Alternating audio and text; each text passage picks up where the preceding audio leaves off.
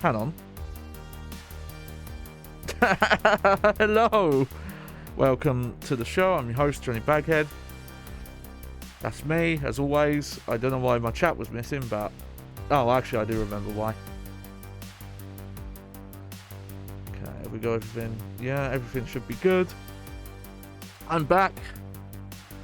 Had a bit of an odd streaming schedule this week, but we're back for the Saturday. And we are going to do our final look at Resident Evil Code Veronica X. What we are playing today is the HD remaster that came out around... You know, I'm not 100% sure when it came out. Let's check. I want to say 2011. But I'm actually not sure. Let's double check. Yes, 2011. There we go.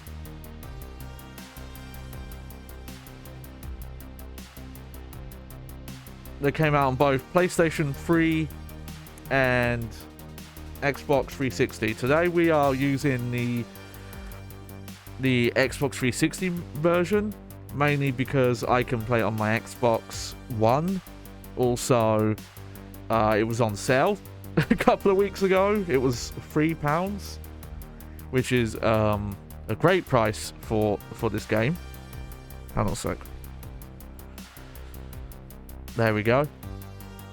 But yeah, this is such an interesting and weird port. You really don't see versions like this. It wasn't like a full-scale go back in, like retexture the game, anything like that. But they ported, I don't know how, I don't know exactly the process, and unfortunately there's not a lot of detail on this, but this version actually runs in the MT framework engine that Capcom was using a lot at the time, and was given like an entirely new lighting model throughout the whole game. Also, it's in widescreen, and there's some stuff with that we'll talk about more. But that's the main difference, and because it looks so starkly different, I wanted to just showcase it on stream for like an hour or so. But we'll look at that for a little bit, and then we'll swap back over to the PlayStation 2 version, because I'm not playing through the whole game on 360 right now, just to unlock the battle mode. We're going to swap back to PlayStation 2 and look at the battle mode. You'll have to give me... There'll have to be a quick BRB while I swap things over, because I don't have a smooth way to swap between physical consoles. But there you go. And, well, there's... You know, we'll talk about more what's gone off stream, things like that. But let's get into the game here. Here we are. Oh, hello. Let me get my controller here.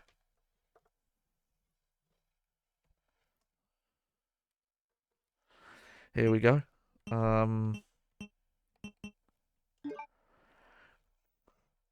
Something weird. I don't think you can't change between controller mappings in this version. Hang on one sec. There is something I am gonna do. There we go. My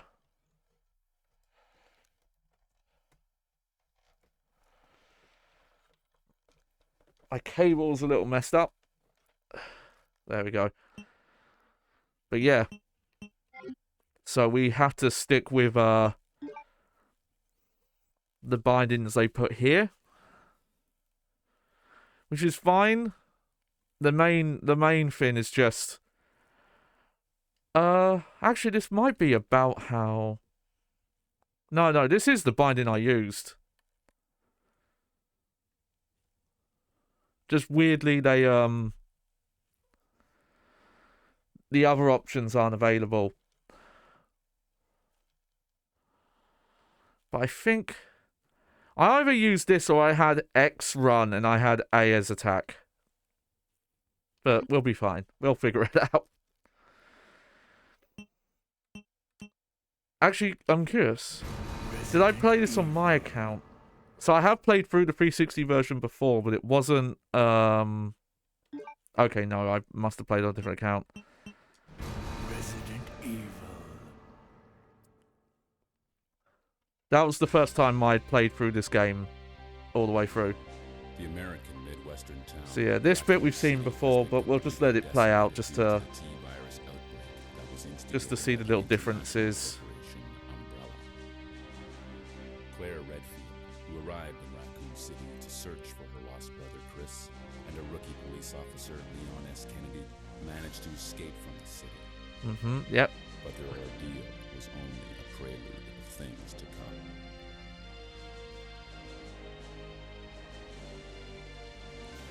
Three months later.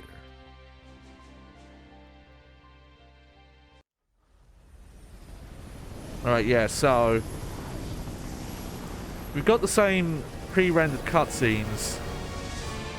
I don't know if they try to upscale them in any way, but they aren't stretched, luckily. Welcome to your new but home. I think a little bit of the cutscene might be getting cut off on the top and the bottom, like they've kind of reformatted it. Paris lab facility 10 days ago. She apparently But we'd have to looking for her lost brother, Chris Redfield. we'd have to go look One of the again surviving members of at the RPD's PlayStation famous 2 Stars team. footage. Alright, you know what, we will skip that. Also, wow, that was quick.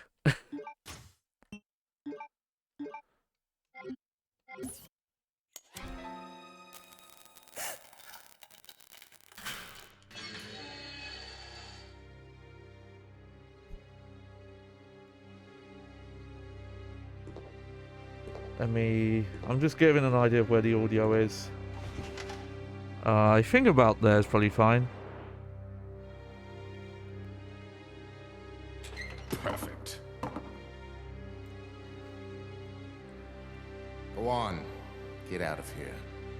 This place is finished.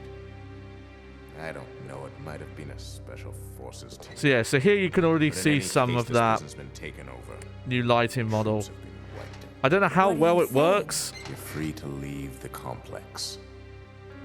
Also, I think But they you might may have as well added know a you have slight no noise chance of filter getting to this off game. island. I'm And not what sure, about but I have you? to... What are you going to do? Don't worry about me. Yeah, I think they did. Okay, so yeah, here we are. But yeah, we have a different lighting model, and then we also have a shadow system. Though, if you pay attention to the wall here, you can see it's not it's not perfect. This is like simulated, as opposed to like kind of like a trick, as opposed to actually simulating it properly. Because like if I turn there, you can see there's a weird hole in the neck and the torso. But it does look pretty good, and also you can kind of see it's affecting the other side of this wall a little bit, and I don't know if that's how it should be. Yes, take the handgun bullets. This stuff does look to be upscaled or updated. That looks about the same, but some of these UI elements look better. So someone actually did do the work to make those look okay.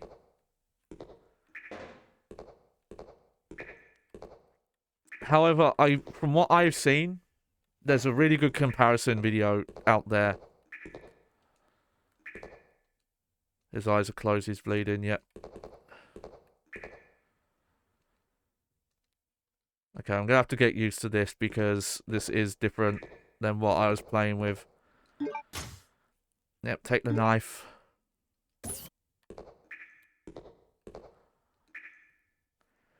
Yeah, I had A as the run button, and X is like the other one. So the main difference here is this is displayed in widescreen, right? But the way they did it here is they pulled the camera a bit closer in. They didn't just render more on the left or the right of the screen. And because of that, in some scenes, there are probably shots where a bit of like the top or the bottom of the screen are cut off. Now, based on the comparison video, and I think after we play this for a bit, I'm going to show that video.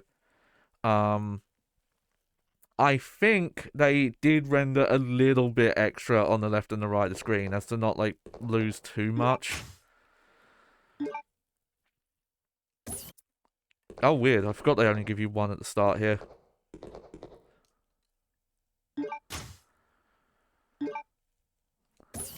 I think that makes sense, though, just because of storage stuff.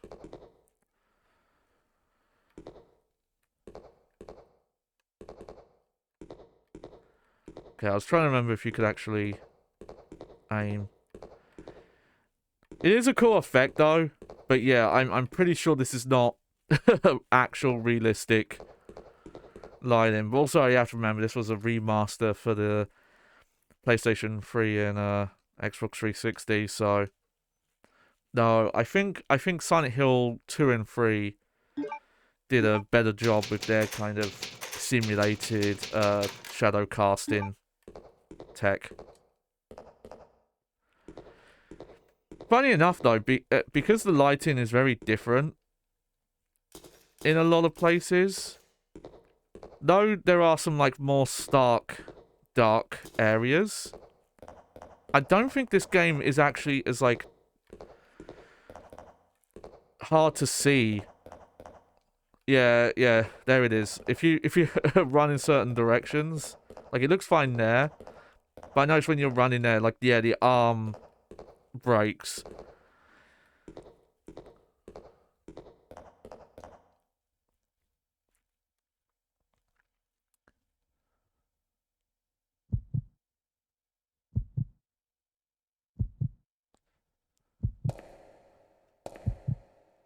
Oh, yep, this old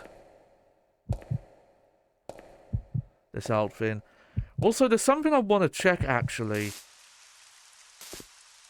Because when I was, like, setting this up and listening to things,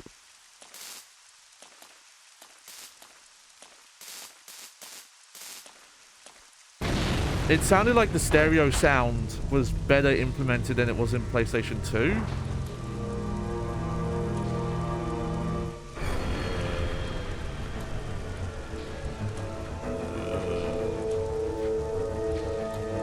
Yeah, at most, they might have...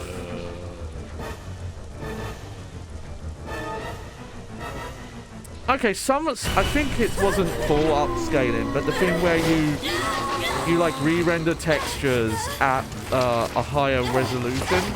Like, you take the same asset that was originally, like, you know, like 24 by 24 that was blown up in-game, and you instead render it higher, so it's not being stretched as much in-game, and that can kind of help old textures not look as rough. There is a name for that technique, but I never remember the name of it. Actually, this is way too loud. For some reason, that cutscene in particular.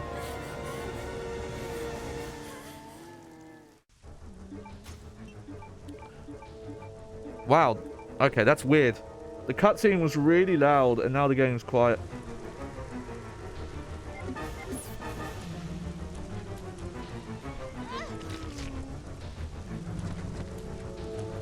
Oh, I've got to remember the buttons.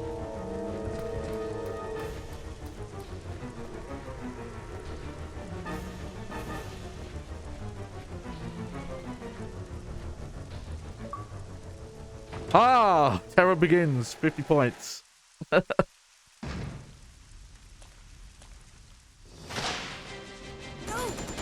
Oh, shit. Of course.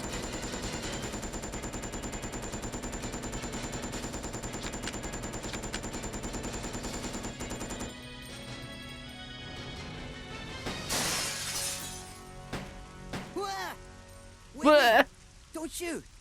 Who are you? Huh? You're not a zombie. Yeah, some of the texture work is still really rough. Wait right there. As you can see on the back of his jacket. But I do think they upscaled some of the texture work. So that it's that little misunderstanding. instantly. I thought you were another one of those monsters. Shut up. Shut up, One Steve. wrong move and I'll shoot. Sorry. Relax, beautiful. I said I was sorry. My name's Steve. Yeah, yeah. I was a prisoner on this island. And I'm guessing you're not from Umbrella either. No, I'm Claire. Claire Redfield. Claire.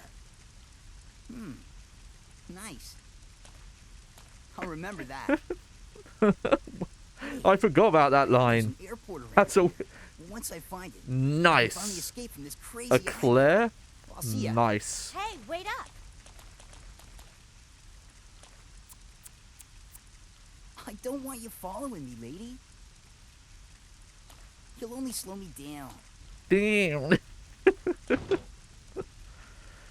Oh, Steve. Taking the handgun. Okay. So when it's done here, the more subtle, like, environmental lighting, some of that shadow casting looks really good. But yeah, it's weird. In some ways, this looks actually more saturated. Like, they've gone for deeper colors.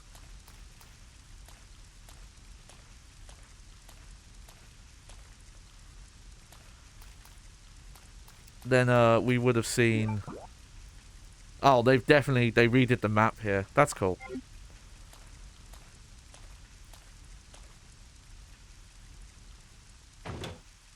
Yeah, it's odd you can't swap mappings in this version. I wonder why. Wonder why they couldn't do that. Okay, already the herbs are easier to see.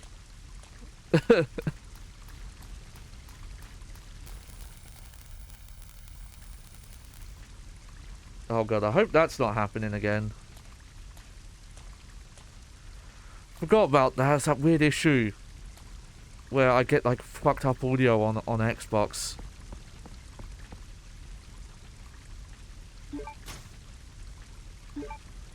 Hang on, is there also like, I think there's depth of field effects as well. Oh, there totally is. Yeah, when you're here, Claire's like out of focus.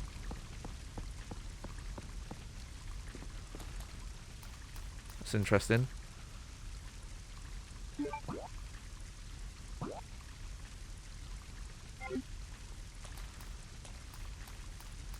Well, let's go in here first. Doesn't look like they did much to try and update the doors, though.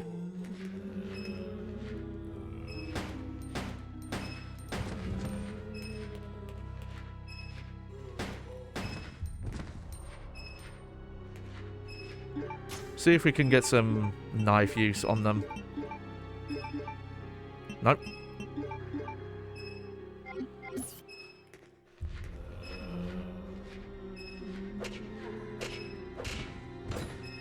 Oh, hang on. I got turned around there somehow.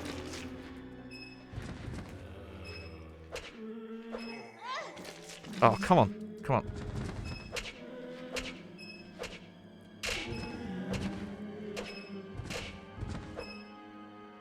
Okay, little damage, but that's fine.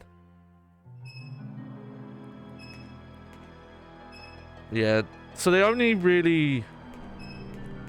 I have to pay more attention if the lighting is done on just Claire.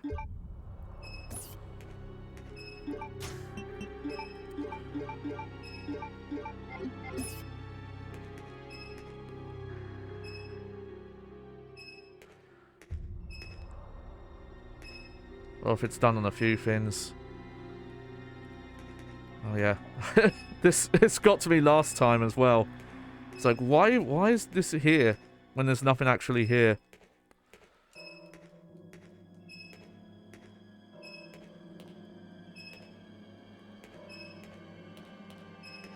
Whee!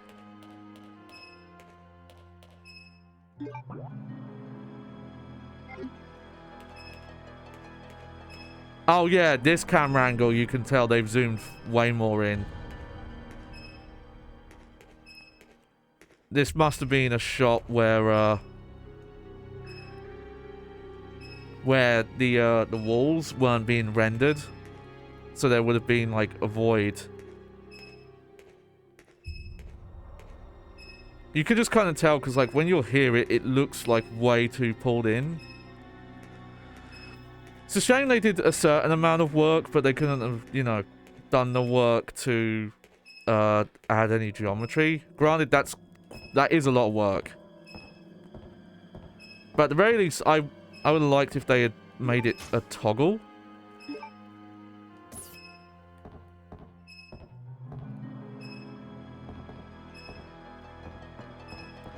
So it's like, okay, if I want widescreen, I've got it, but if I want something more manageable, I've got that too.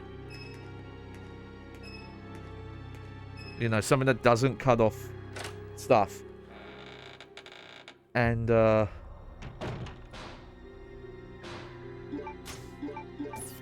no, didn't mean to do that. Oh, well, actually, I should have done that. You know, I don't think the play manual is normally in your inventory. I think they added that.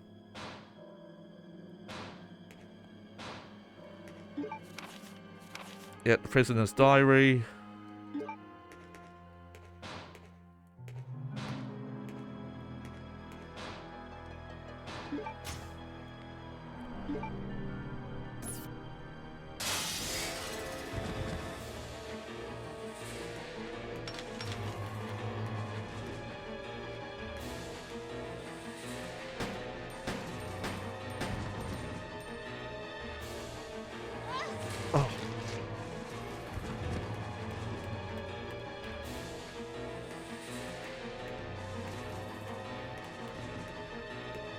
Sorry.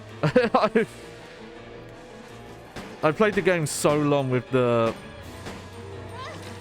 controls different. Oh, come on.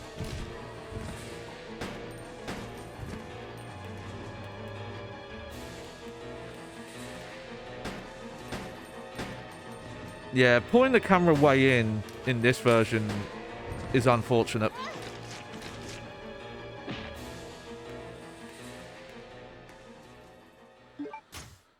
Okay, that might seem like a bit of a waste, but it's the only way to get these.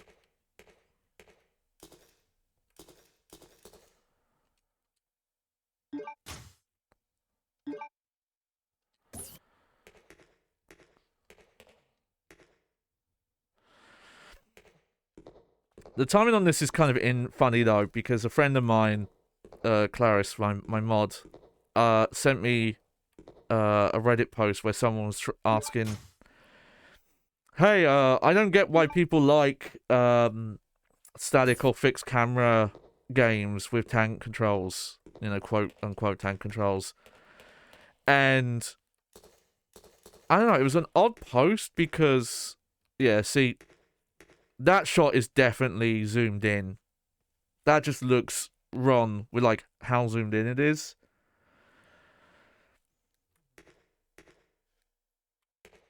I don't think there's a way to force... You know what? Okay, next time I can save, I'm going to check something.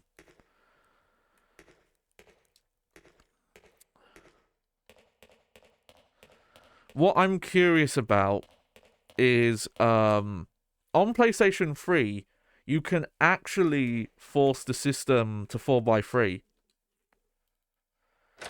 And I'm curious if that...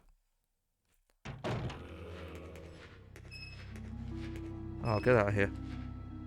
If that would actually change the camera system or not. Let's see. It's funny they kept this in because...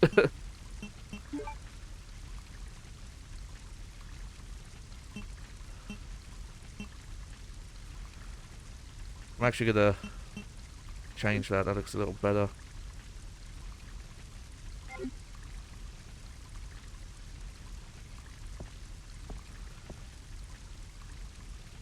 Just because a tiny bit of the image was being cut off for me. Oh yeah, here we go.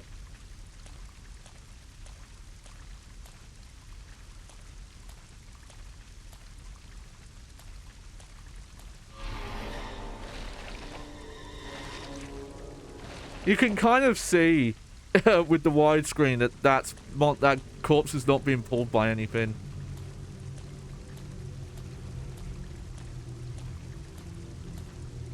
You see, I know some people just in general seem to have an issue of just they can't play 4x3 games on a widescreen. Like, it bothers them to have like a 4x3 image with black bars on the side, and that's never been that much of an issue for me.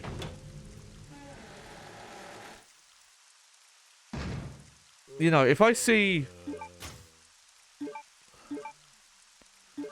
you know, when I'm playing something on the TV, it doesn't bother me that there are things that exist outside the TV that aren't part of the game.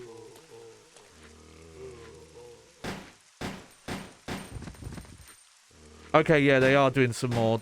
They on the zombies, they are doing light casting. Like, you can see the mesh cast.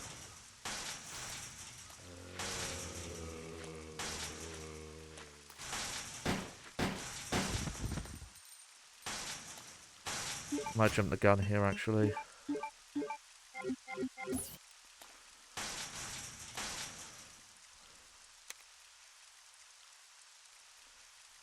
Okay.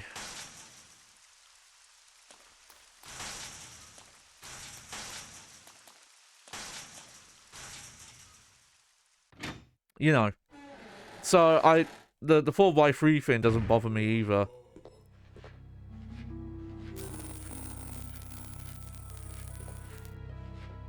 Please deposit any. You know, I'm gonna check the VOD, but I think that weird issue where I hear weird audio on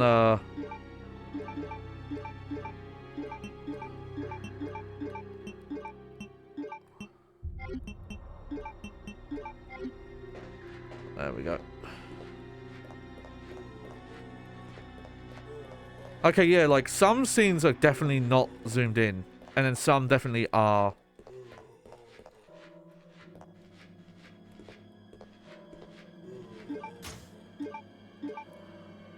Wow. Still in caution. Okay.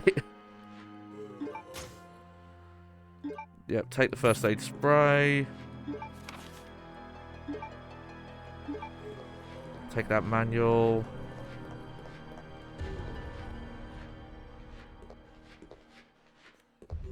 Oh yeah.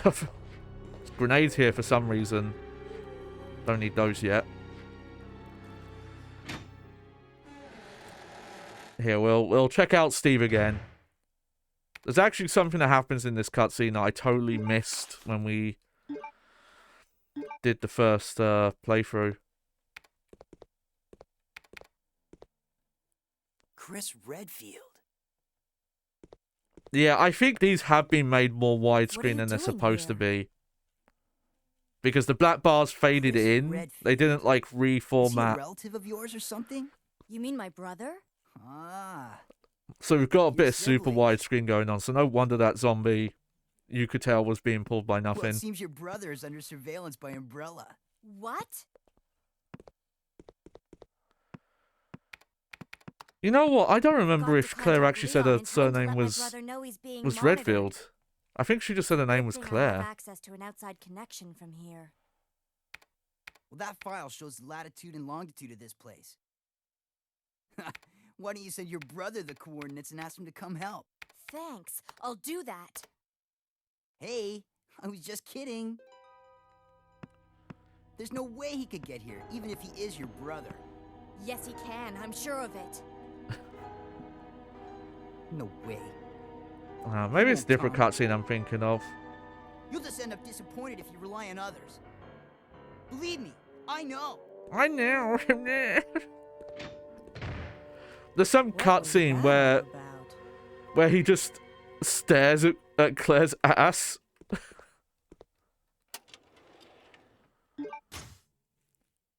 Alright. Pick that up. That is surprisingly easy to miss. Now that I see it again. Okay.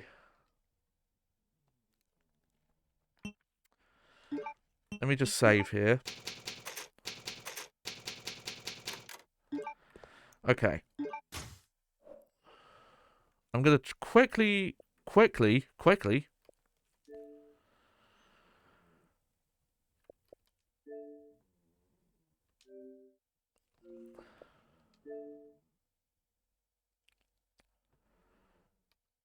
Huh. No. Okay.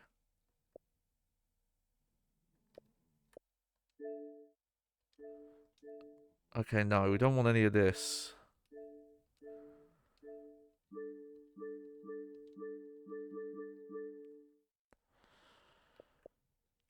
Okay. You know what then? I might have to try and get the PlayStation 3 version sometime and see what happens if you force it into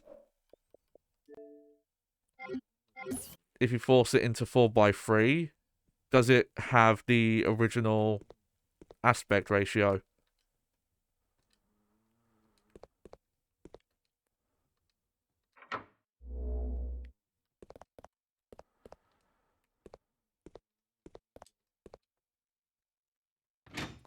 Alright, so like I said, my friend showed me a post that was someone talking about Please deposit any metallic items you have in the security the quote box.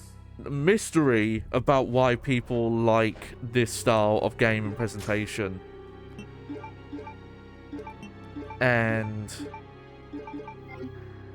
though they clearly understood some of the benefits that this gameplay style has, which is the cinematic presentation and being able to use camera shots to convey ideas to the player without without having to use text, dialogue, on-screen icons, things like that. But some of their counterpoints were very weird. One of their counterpoints is they thought, oh, having a static camera angle that points where items are was too pandering or handholdy. But that confuses me because modern game, we just have to look at the Resident Evil remakes, and they all have to have floating pickup icons because there's no way to point an item. So, and also just granted, that's also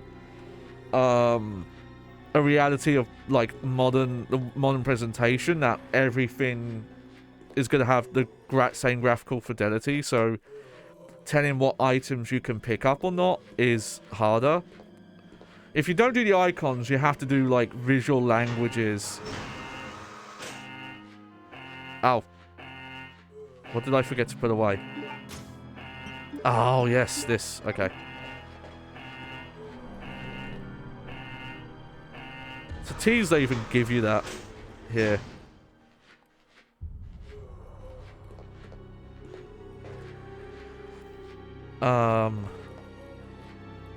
And then the other thing they talked about was this, and I think this is a bizarre claim, that they have to make the enemies easier in these games because of limits with the camera.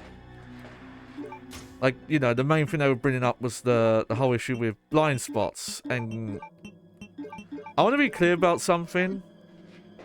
Despite that this post was citing that that's a defense they saw, oh yeah, the camera system making blind spots is scarier and that's good. So I don't think it is.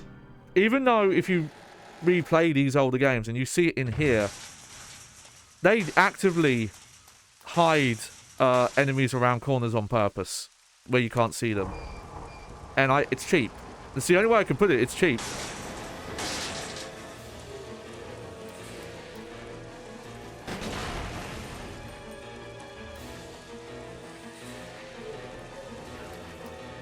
Ah. Nope.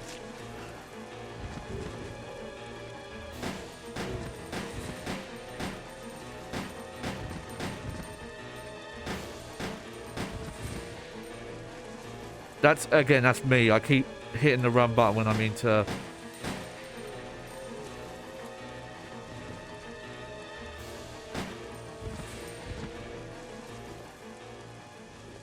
when I mean to shoot. Yeah, well, we need that, so... Is that really that's all that's in here? I guess it is. But yeah, they were also citing that, oh, enemies are easier. They have to be designed in a way where they're not as much of a threat. I don't think that's true. Like, play original Resident Evil and then deal with hunters. In Resident Evil Remake, deal with Crimson Heads. In Resident Evil 2, deal with Lickers. In this, you've got the weird, like, frog hunters. There are a lot of enemies in these games that are huge threats. They are, like, not trivial at all.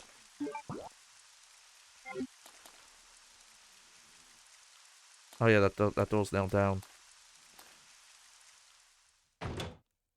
So, you know.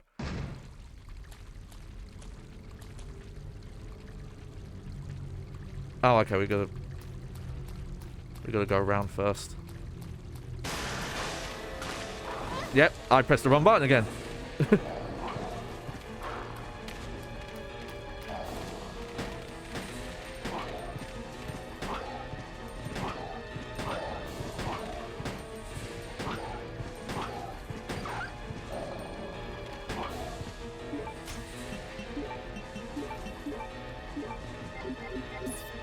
That's muscle memory for you folks.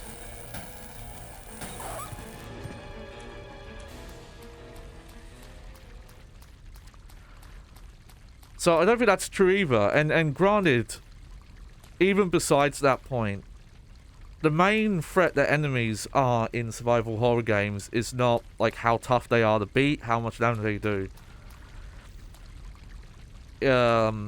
Though obviously like that is a threat, but the bigger thing is that they are resource drainers. And if you've got like a corridor filled with zombies, like yeah, they might be fodder enemies that don't do that much damage and can be taken out quite easily. But if there's like 5 of them, you have to decide, well, do I want to try and run past them all and risk taking damage, or do I actually want to fight them but then lose the resources of the ammo, or potentially both if I try and fight them and it doesn't go well, you know? There are quite a few things to think about when it comes to that. And then the last point I think they made was about immersion, which was the idea that playing a game like this, with this camera angle, you always feel like a spectator. It's not as immersive. And I just think that's objectively wrong, because if you have a free camera, or like a Resident Evil 4 shoulder camera, you're still remotely controlling a character. If anything, it takes you out of being the character and makes you become the camera operator more than anything.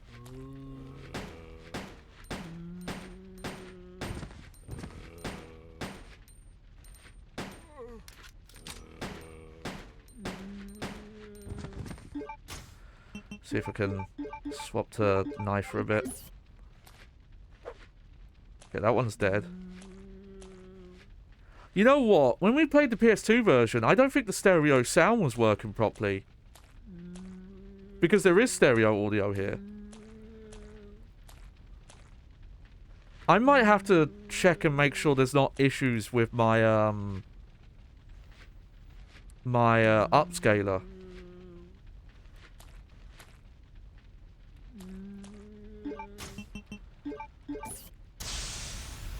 Because it might have been, like, making the audio go mono.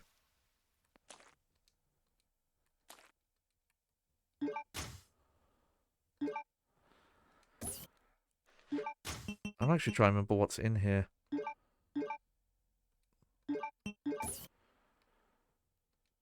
There's a button, push the button, yes. Oh, this is the medal, okay. the fake metal.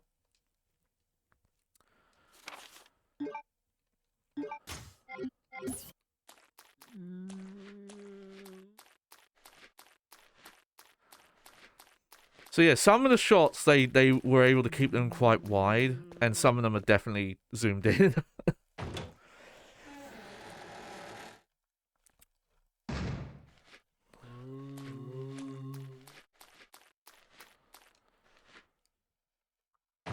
Now, granted, I think it depends on the game, because I think some of the Resident Evil games, especially around this time, when they had multiple in development, all being worked on at the same time. I don't need to run around this way.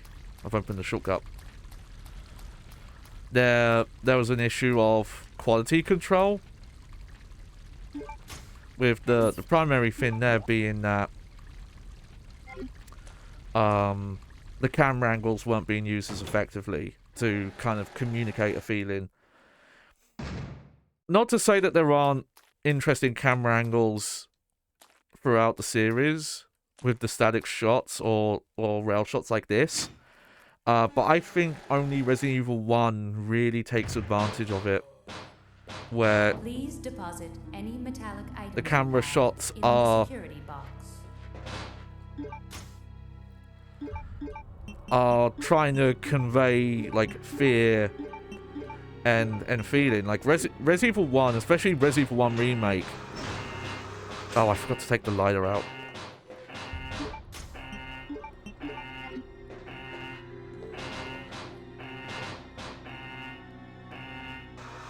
Yeah, there we go.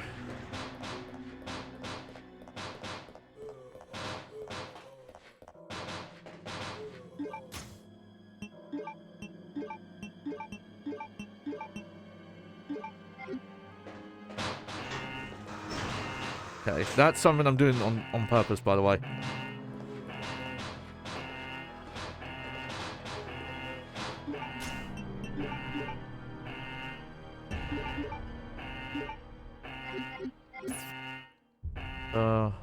Oh, okay. Sorry about that. I don't know, like, maybe that's just me, but when I think of Resident Evil Remake 2 versus the original, I don't think a free cam makes the game more immersive, because it's, if anything, a reminder that you're not part of the game. You are a outside spectator.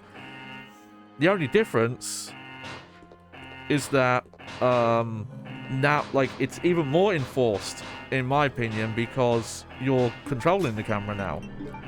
You have just become the camera. And yes, you are controlling what you see on the screen, but it is still remotely being controlled. The only way for it to not be remote is to be first person. And even then you have limits, because when you think about it, first person controls in a game is not... That's not how we actually move in real world.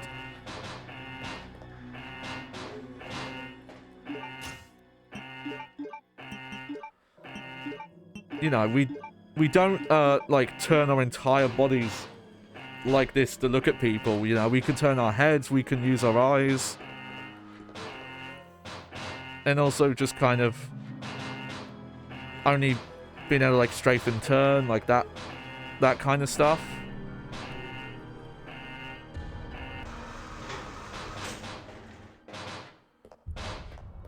There we go.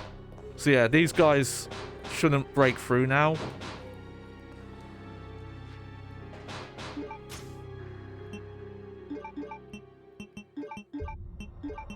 Oh yeah, this weird bit where you don't get an iron box for a while.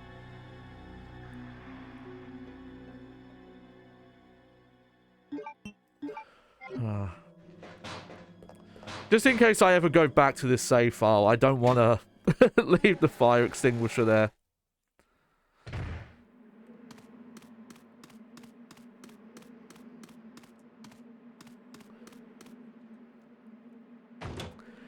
And I think the thing that bothered me the most was not necessarily the initial thread, because at least the user was trying to understand it, though a lot of their kind of counterpoints were, I think, like, factually wrong.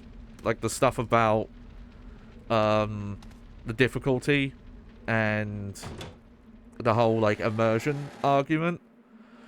But I think the thing that bothered me, and it wasn't just in their post, it was in the replies, was the counter arguments they had heard, which was, oh god, that's on me pressing the wrong button again, was that, oh, it's nostalgia, you know, it's an older style and I just like it like that. Just like a terrible counter argument. It's weird as well, because they were like very understanding about it, being like, oh yeah, that is a valid argument. It's like, that's not an argument. There's no real point being made there. That, or just, oh, because I like the blind spots, which is like, well, you can like the blind spots, that's fine, but I still think it's arguably a flaw, and it's a flaw that Silent Hill addressed. Because though they use a very similar camera system to this game, the main difference is that you can actually readjust the camera angle. And you know, I'm not going to take those right now. Not until I find somewhere to store stuff. And you come back this way anyway. Because this game loves doing that, as Claire.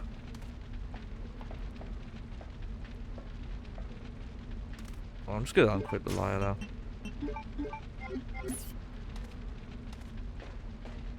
But yeah, it's in some places it's not actually as hard to spot stuff. It is. It might just be the PS2 version, but PS2 version has this kind of weird, like, not like fog effect. I wouldn't call it fog, but everything is kind of blown out, like desaturated.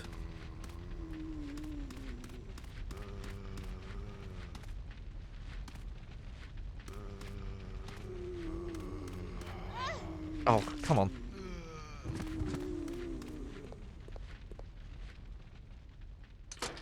I think this is the better way to go, because I think we get to an item box quicker.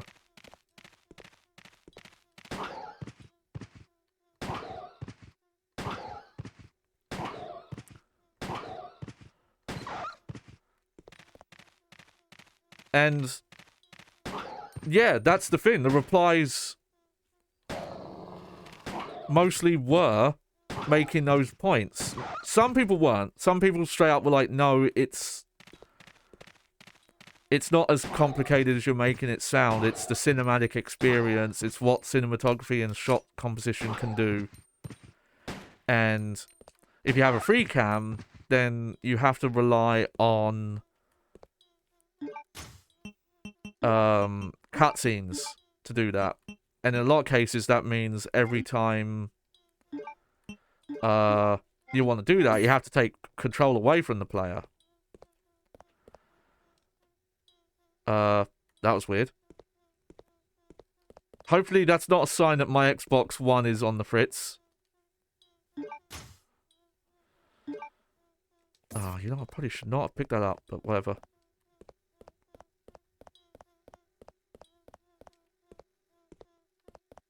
Oh yeah, there's no point going that way yet.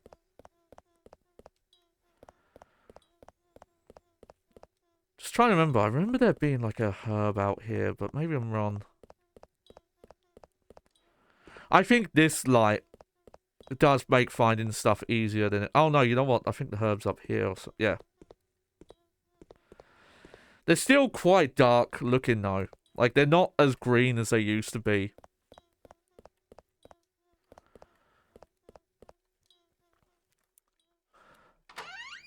Like, there are some games I can think of where it is just, hey, we need to set up camera shots. Yeah, I do not know why that's happening.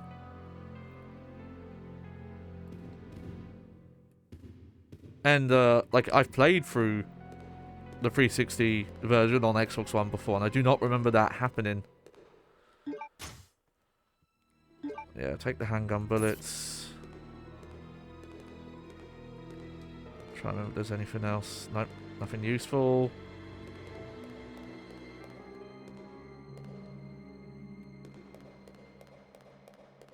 Let's go upper floor first. Okay, I'll play this version for like a bit longer. Yeah, see, the lighting stuff here looks awesome. It's just such a cool look. Huge portraits on display here.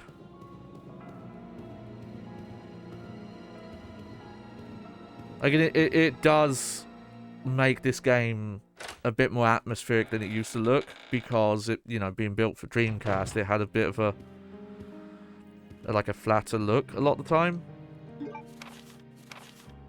Oh yeah.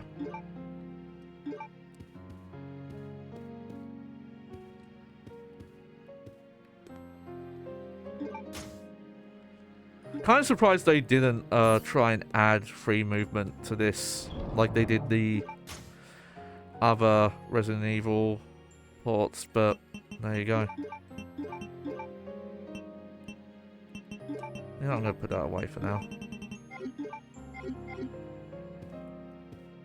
There's one area in particular that's apparently a better place to kind of save those for.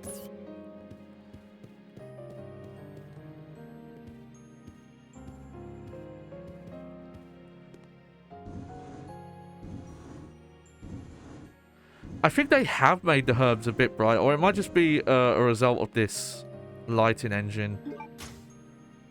Oh yeah, the ID card.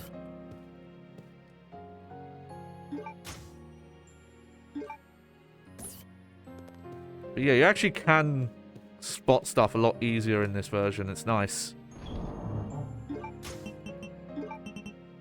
I just wish there was a way I could have played without the widescreen. Because again, there are some scenes where you can't see as well because they pull the camera so close.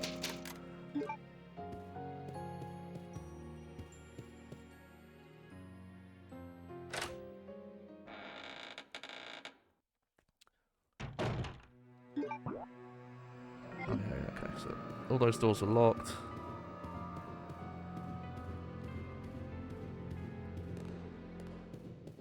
Let me go around here. Let me check the card out. Oh, that's different. That face was not as clear originally. I think I'm pretty sure that's you. Like, the amount of detail on this item.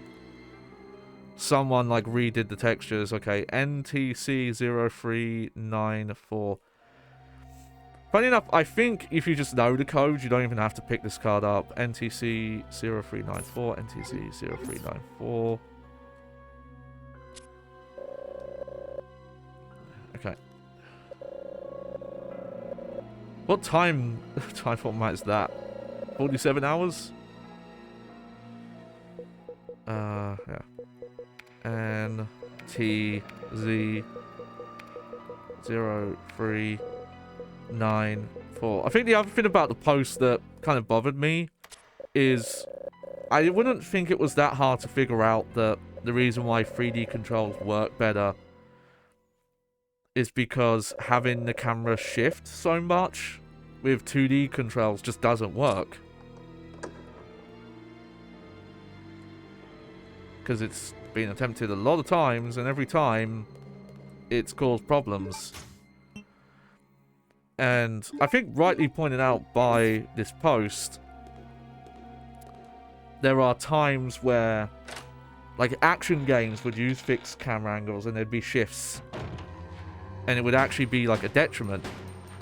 And Devil May Cry 1 is, like, a great example of that.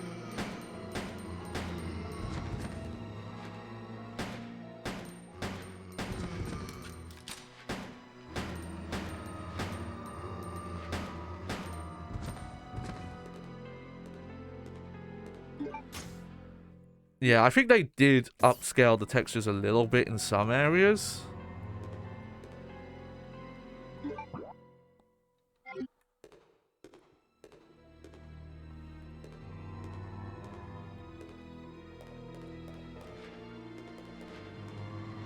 See, like, that's a spot that's meant to trick you.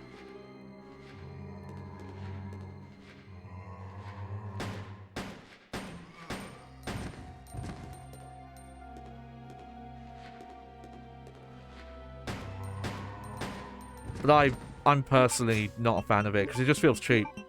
Just feels like, yeah, if you don't have the pre-existing knowledge,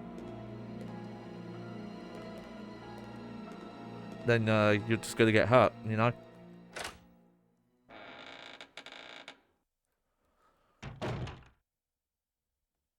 Oh yeah, here we go.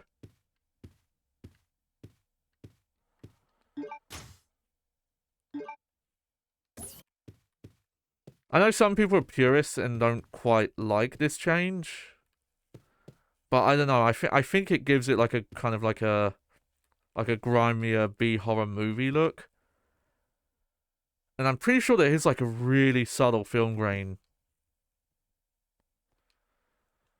I don't know if it even comes through on stream. Oh yeah, here we go. Gotta watch this again.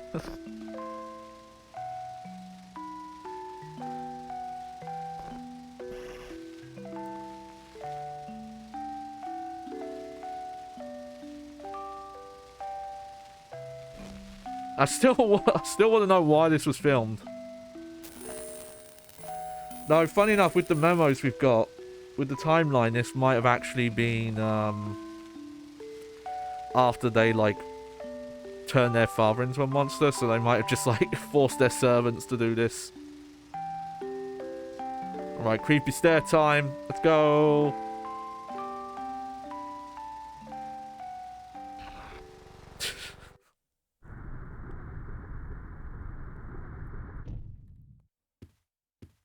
Let's go back here. Oh yeah, this big wheel. Look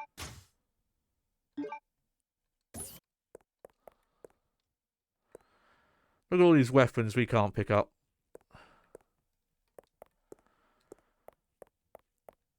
Okay, I could be wrong, but I don't think we actually have to interact with... Nah, I think we can just leave.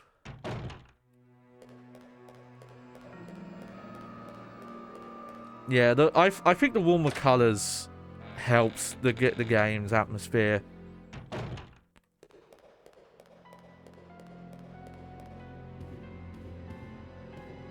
Yeah. Help me! You know what? Steve? I think these reverbs effects are new as well.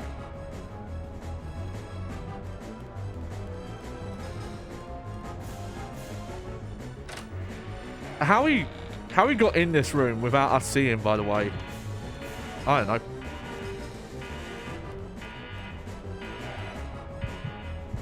I remember that scene having like no reverb.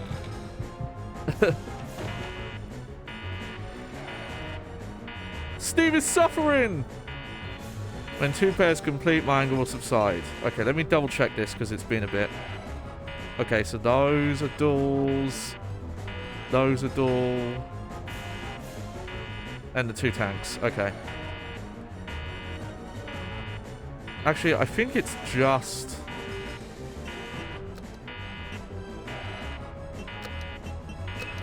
There we go. That was too close. But I found something, thanks to you. Looks cool, huh? Oh, I need those. Give them to me. You gotta be kidding. Come I on. found it, and I'm keeping it. Come on, boy. Drop them. Fine. Let's make a deal. Drop them, boy. I'll trade you for something fully automatic.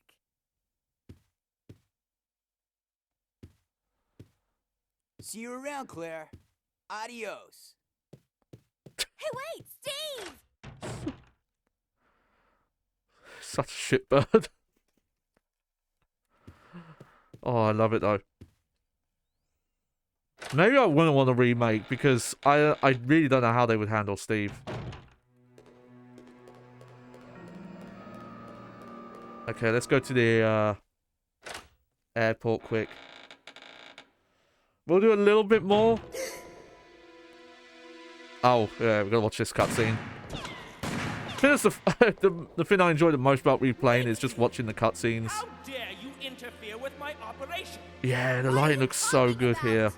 You let yourself be captured so you could lead your people to this base. I have no idea what you're babbling about. You don't fool me. This feels like, you know, minus the resolution and the widescreen. This feels like this is what the PlayStation 2 version should have looked like. Level officers, if you're in command of a backwater base like this one. How dare you! The Ashford family is among the world's first and finest. My grandfather is one of the original founders of The first families. What, just ever?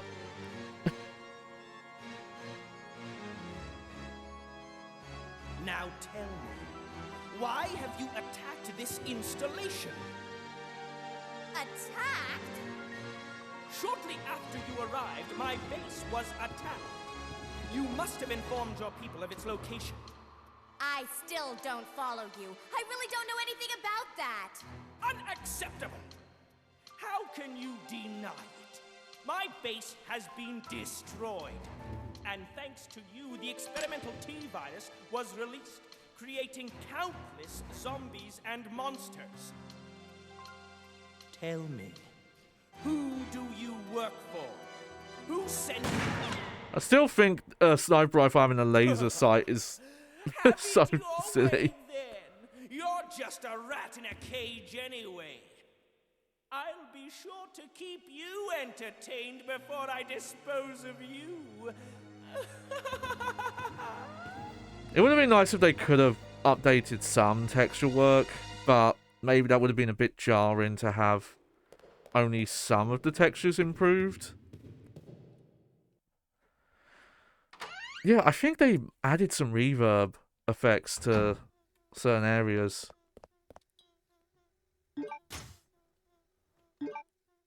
Oh, I forgot to put the ink ribbons away. Okay, I'm gonna do that.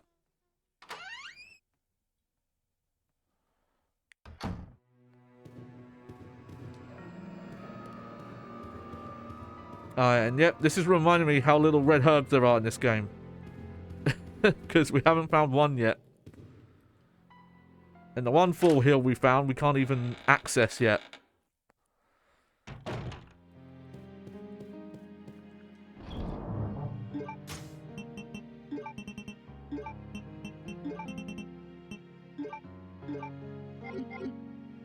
There we go.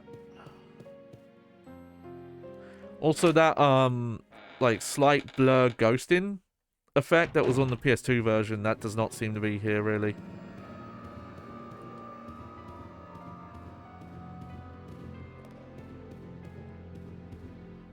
But yeah, it might have been jarring if they'd, say, updated, like, the textures on the character models, but not,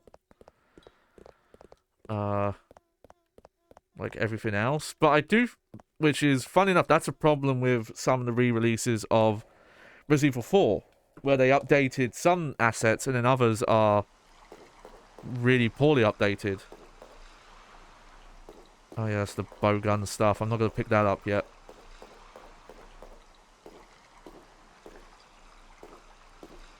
Okay, they don't cast a shadow here for some reason.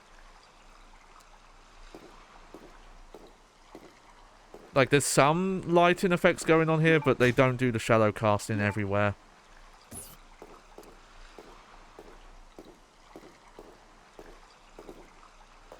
But, like, that's just a cool shot. You know? Also, a thing worth noting with static cameras is it allows you to have more narrow, claustrophobic environments.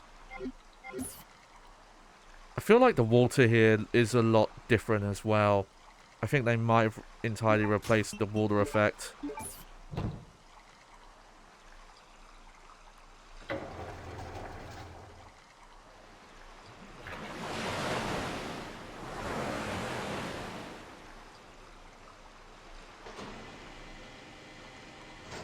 And once you have free cam, you have to widen everything because you have to give room for the camera to spin around the character. That's very evident if you play the Resident Evil 2 remake, you know, quote unquote remake. Yes, side pack.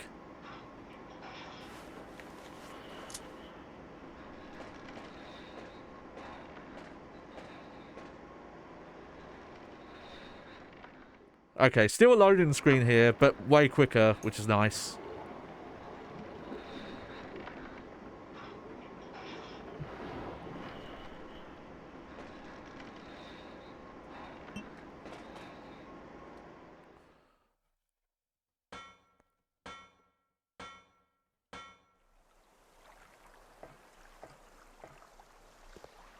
Yeah, I don't know.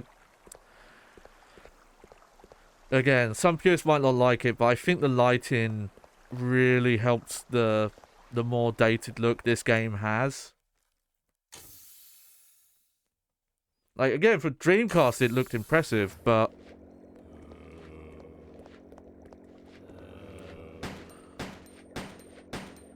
on a PlayStation 2 this did look a bit dated. Oh, come on.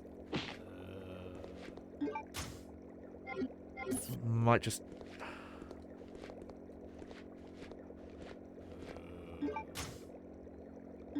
Okay, if there's a save not far from here...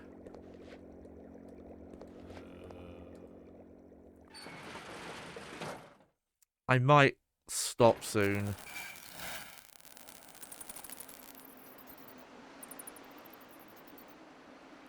And I think there is, actually.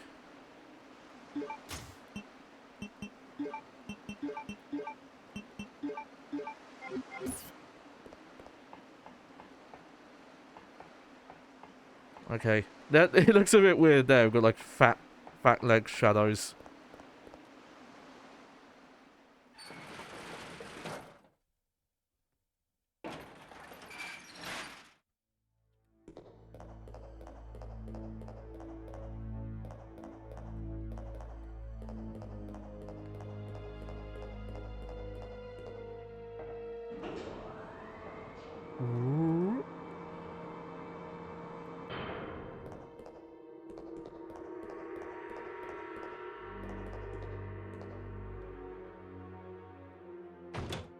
You know, because I'm thinking the era this would have come out, and...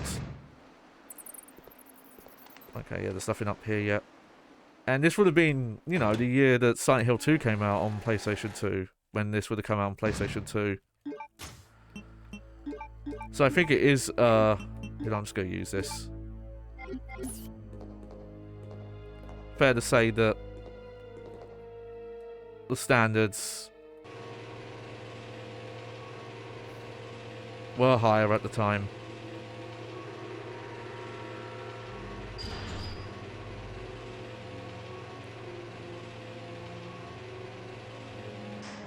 No, you know, maybe that would have been way too much work to have done back then for a game like already on an engine. You know, instead of, say, Silent Hill 2 that was built, you know, on their own engine that they made for that game kind of thing.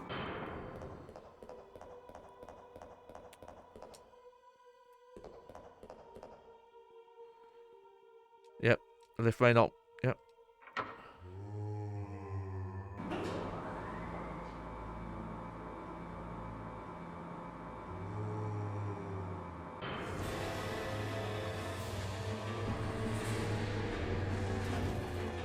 Okay, let me...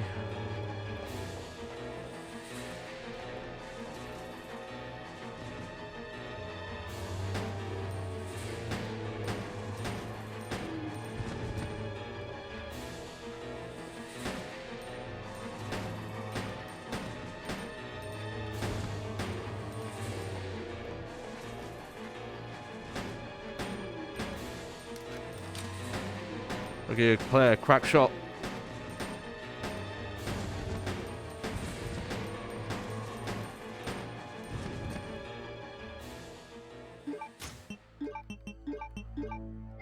Alright.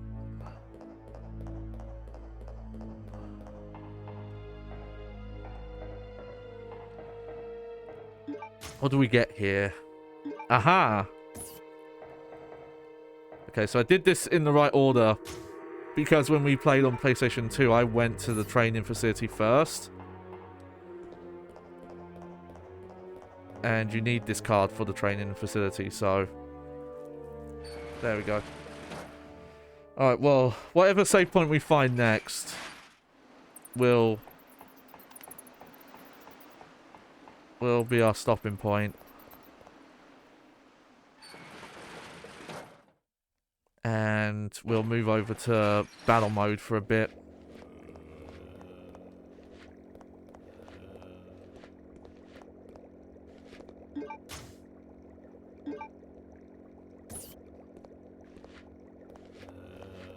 Excuse me, fellas.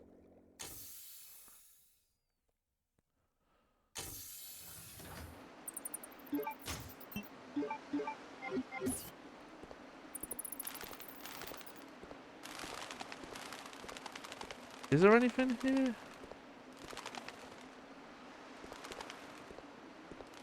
Let's see this. Okay, no. We could have took the navy proof here, but it's not a big deal.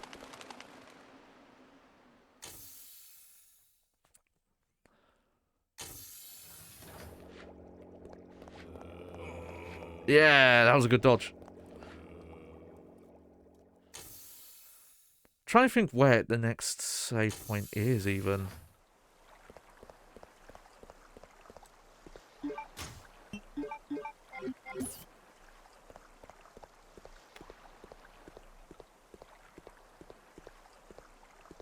I'm trying to remember where the one is in the... It's probably in a training facility when we get, like, trapped into the weird obstacle course.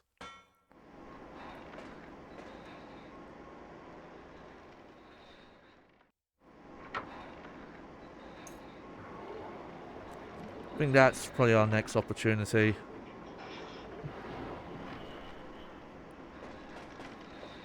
And then you'll have to give me a couple of minutes to swap my stuff over.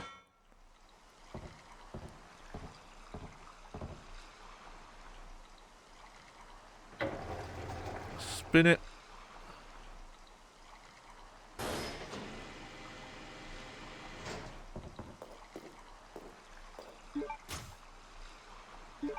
Sure.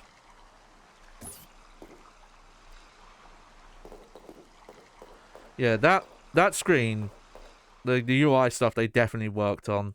Looks really nice.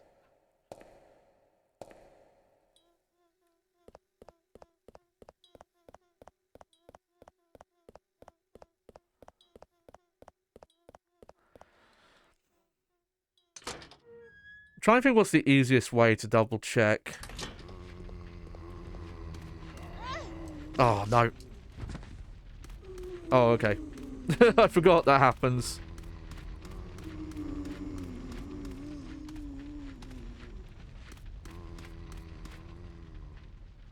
I forgot you can knock zombies off the side there. It's like one of the few, if only, places in the game that happens.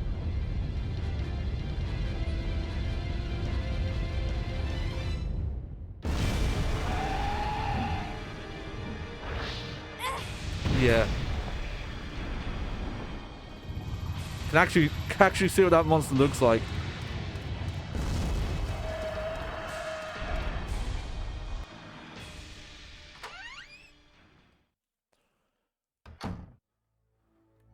Oh look, you can actually see the red herb this time.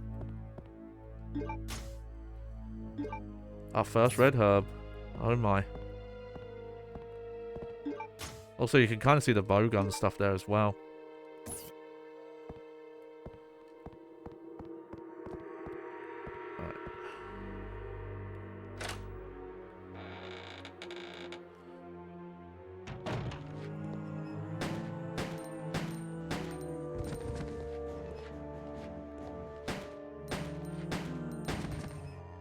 I didn't kill you?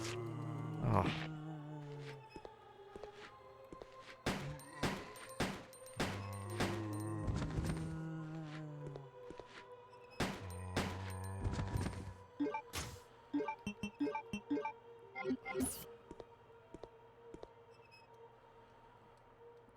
Well, I know there's something in one of these. Well, maybe not. Maybe not this one. Okay, must be a different one.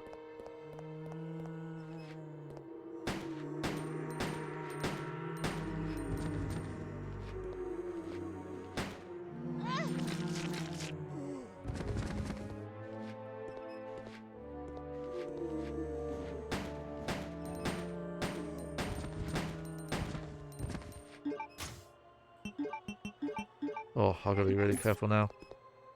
Try and remember when you get the bow gun.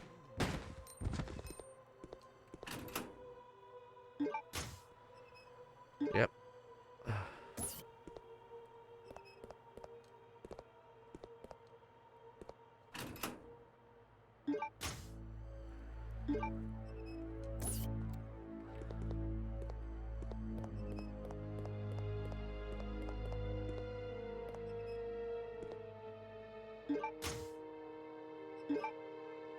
Jeez, that's a lot of bow gun ammo, actually.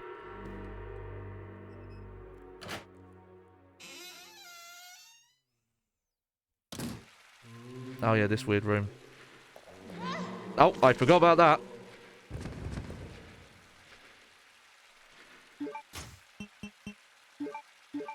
Okay, if we die, then we'll just end. Never mind.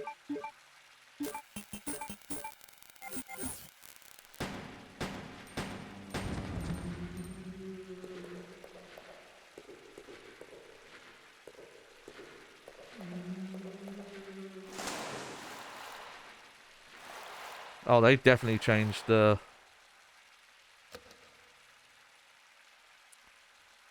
Somewhere there should be circulation pipe.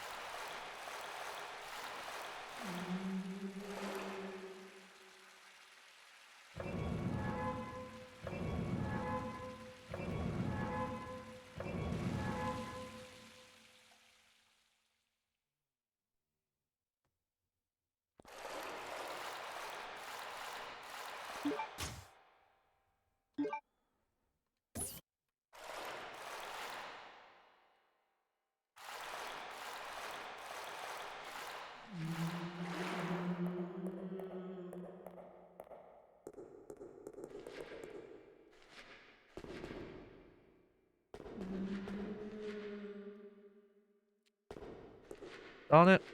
There was nothing in there. Ah, well.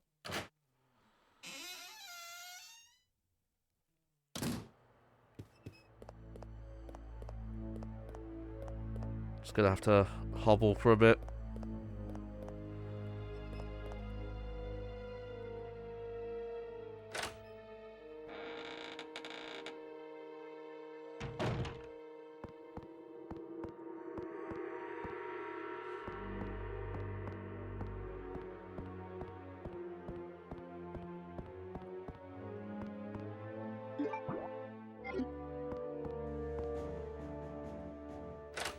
Try and remember what's even in this room.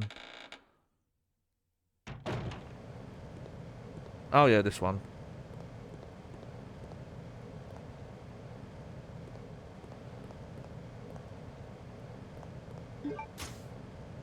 There's the bow gun. File. Okay.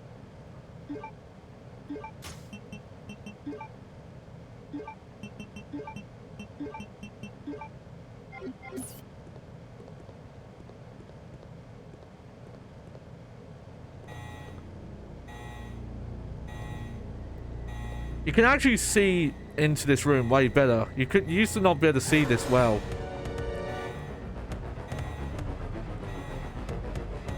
I can't get the door open!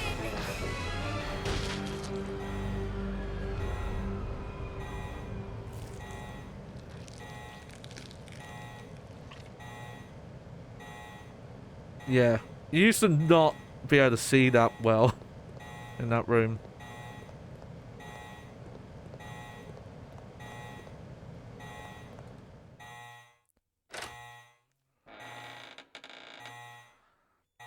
Biohazard contamination detected. Level 3. Emergency shutters will close. All personnel evacuate immediately. That cutscene lies, by the way. It is already, like, way too That was far gone close. before she starts running, and then it, like, goes back up again.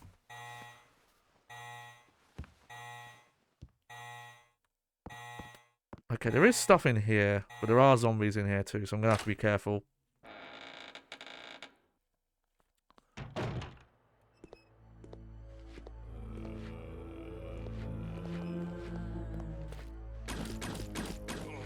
No, no! Oh my god, I'm still alive.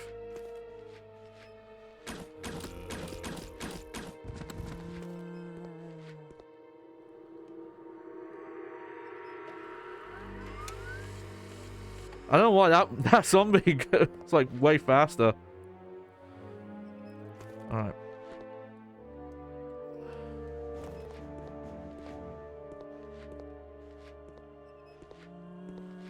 Aha! There we go. We can heal.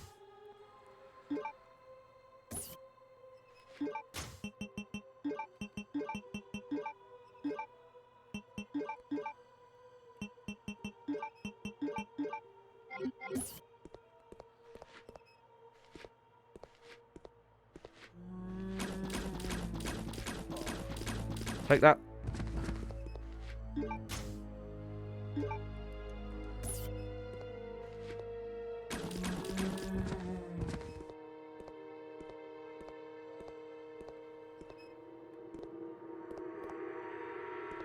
Yep, that camera angle's definitely zoomed in. The walls must have not been fully rendered. Yeah, I'll take some of those.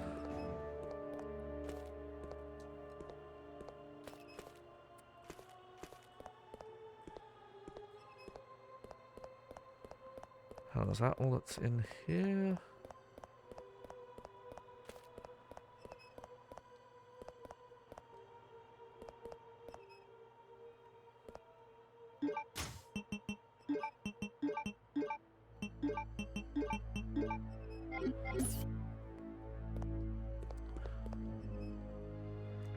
Okay, now we'll go the one way we have left, and then I think that's where you save.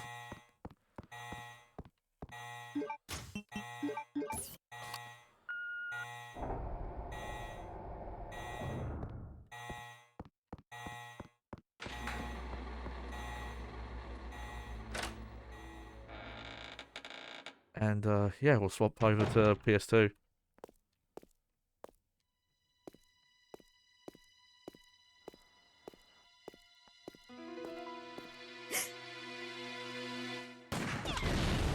It is weird how early on there are like a big lack of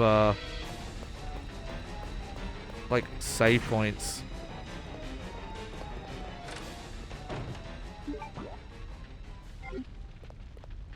Then item boxes. It's weird how limited they are like early on.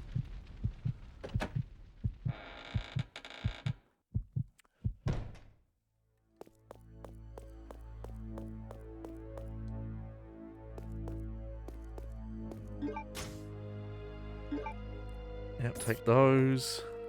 And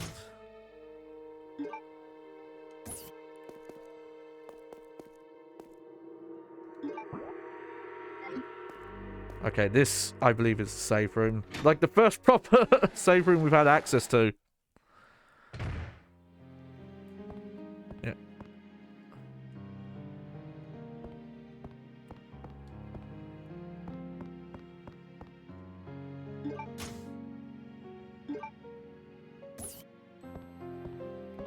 You know, that green herb was hard to see.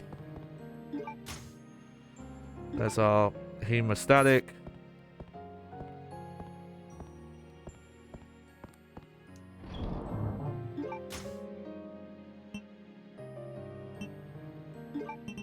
Okay, put you away.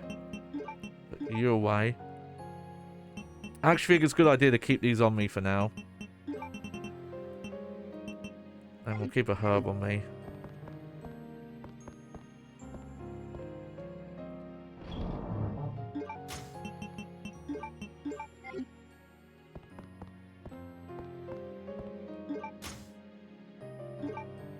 Yeah, look at that.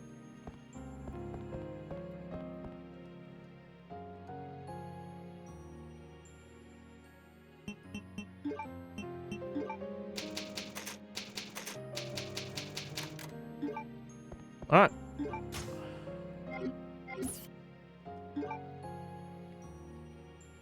Okay. So. We're going to swap over to the PlayStation 2 version now. Check out battle mode, maybe for like half an hour. And then, I think that'll be it. Maybe longer, depends how long. At the very least, I want to, there's like 2 things to unlock in the battle mode. So, and we're back. Apologies there, my OBS crashed when I tried to swap scenes. Because I have this scene, which is better suited for... Oh, okay, so these pre-renders were in widescreen.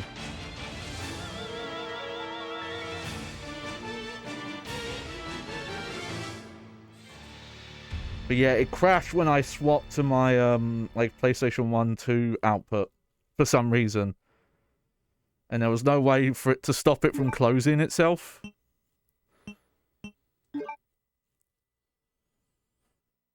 Yeah, see? The key config option is just like missing.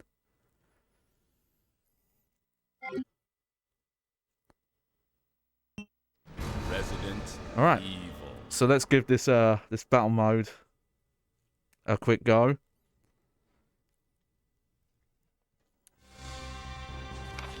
So yeah, so we start off, we've got Claire, Chris and Steve.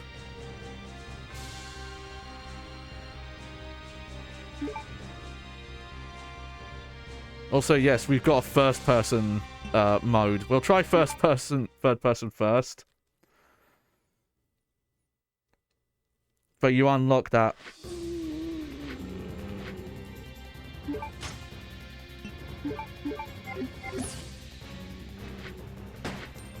If you, it's if you pick up the sniper rifle.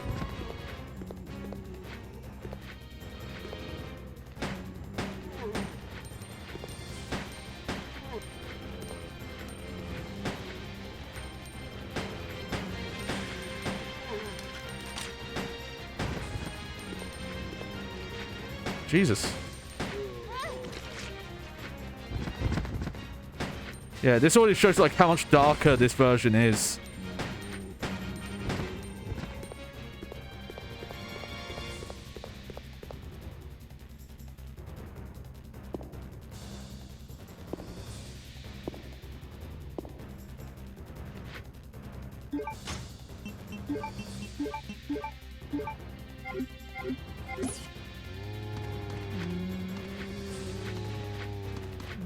Okay.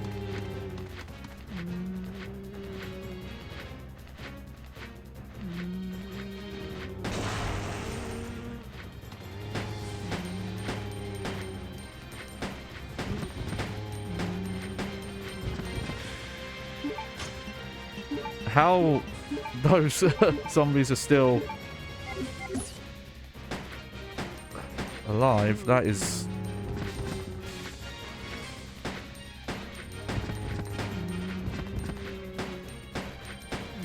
bit of a mystery to me.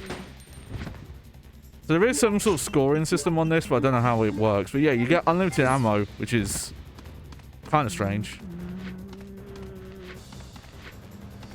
No map, I think.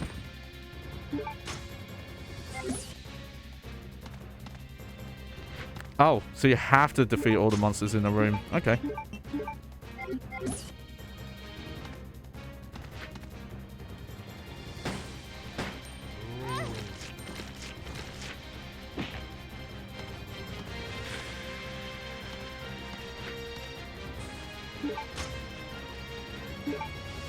Interesting.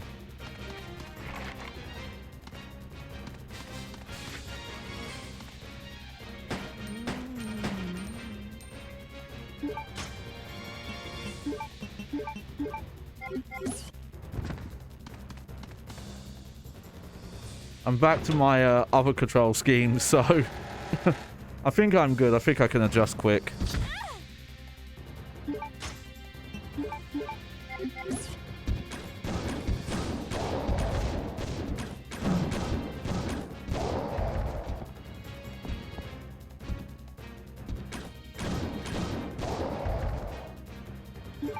You know, if I've got unlimited ammo on this, maybe I should just stick to this.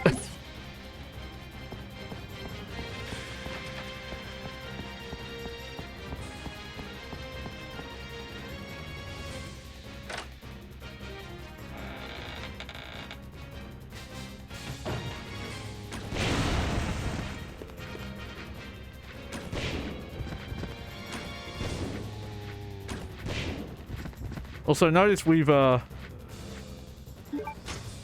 just teleported.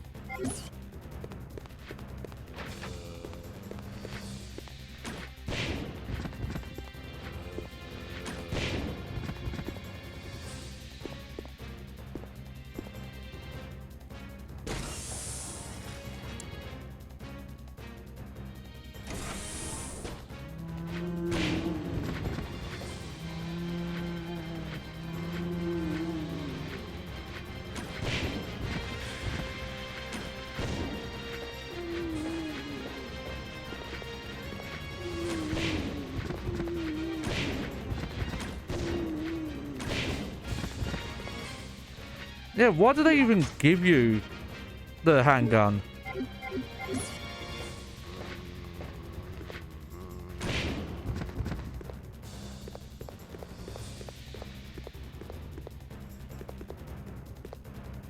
Unless it affects your points.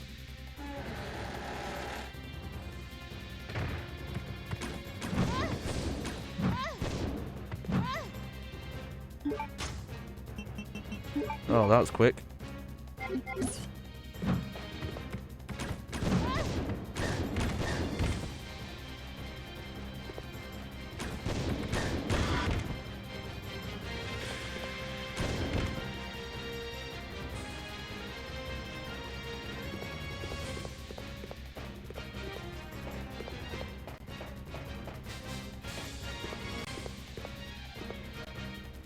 Man, they give you extra healing items as well. This is such a weird mode.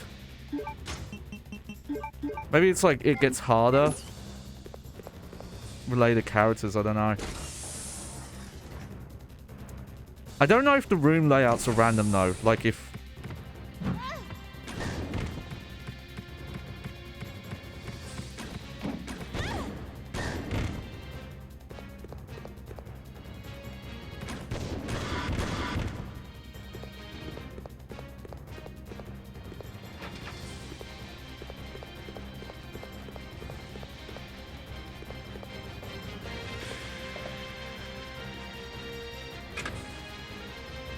I have to see.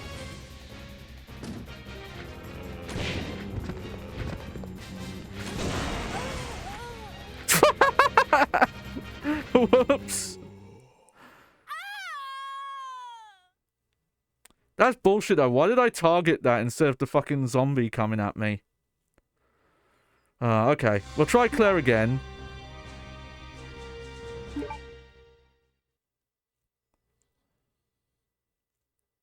See if the rooms are different or not.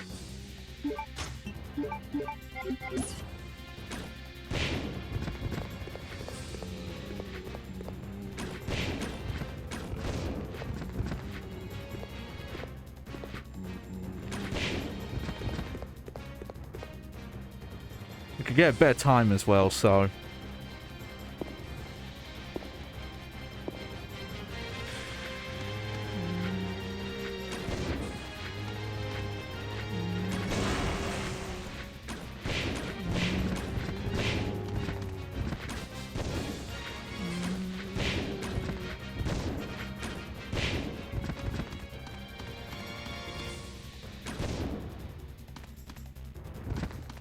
Like, I'm not even that bothered that, Oh,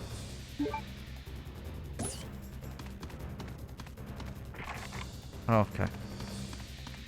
I know, that's just funny to me. That you even got this weapon.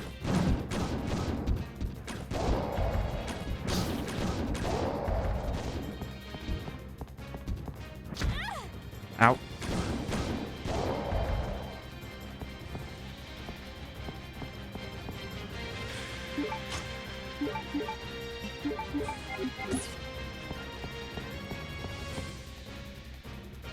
That's so strange. Okay.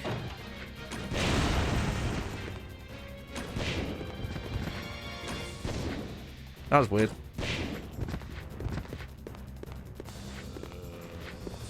There's a plant on top of that looks... Oh.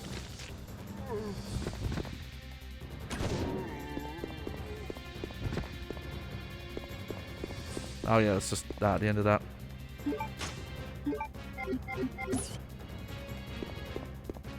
Okay, no. So the sequence of rooms does not seem to be random. That's probably a bit ahead of its time.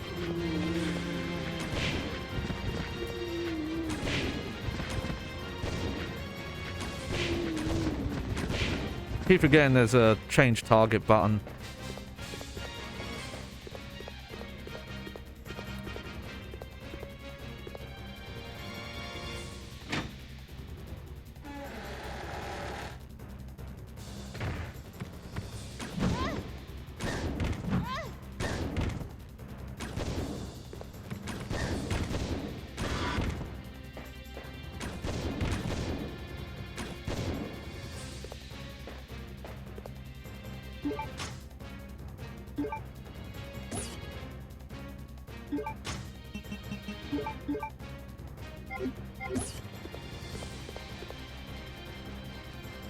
Okay, be more careful with the exploding barrels.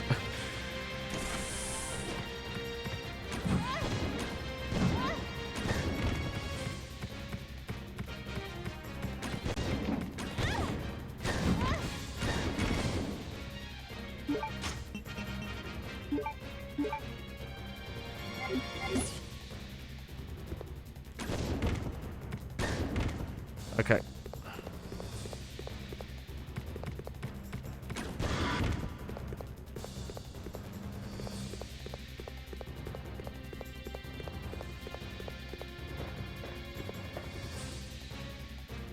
I think this is closer to how the battle mode worked in Resident Evil 3.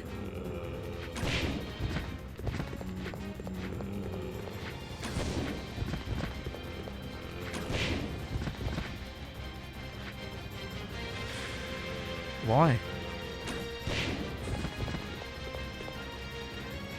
See, at least in Resident Evil 3, which is missing here, there was a button to only lock on to environmental pins.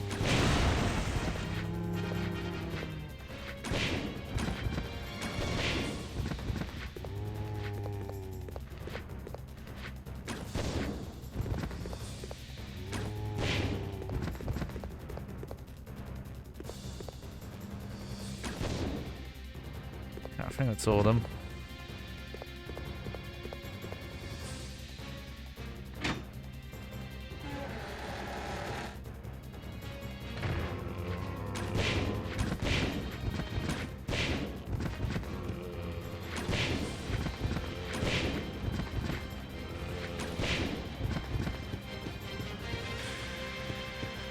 Interesting in battle mode though. Like, yeah, infinite ammo is usually like a crazy late game unlockable. It's just standard here.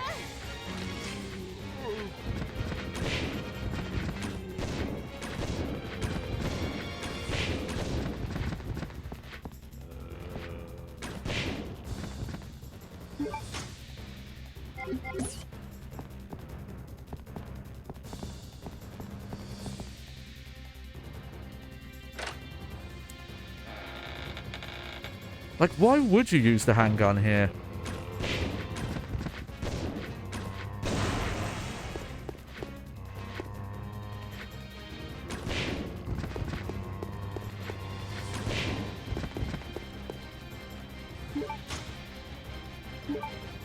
Oh, nice.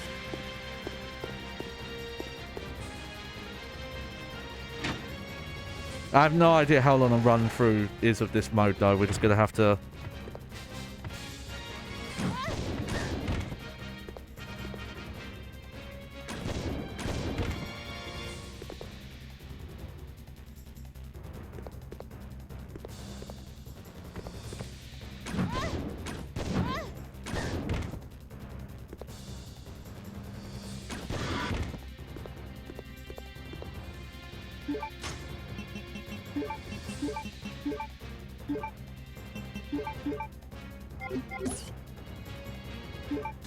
Yeah, I saw that. Sneaky.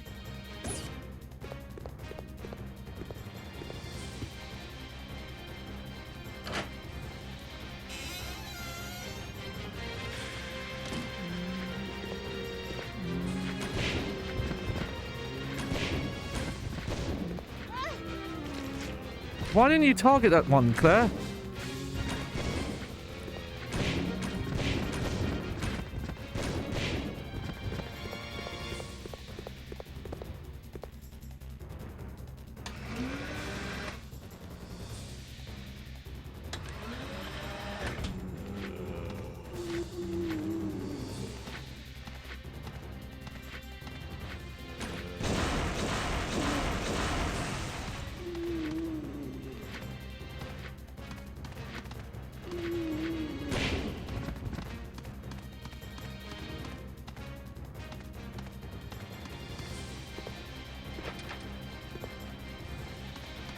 Okay. Oh, this way. Oh, no, never mind. Weird, we just go back.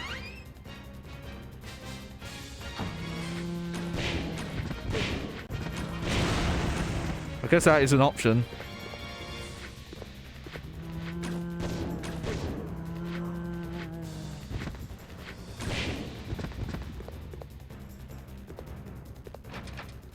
No, I was mashing the change target button there. It wasn't doing anything.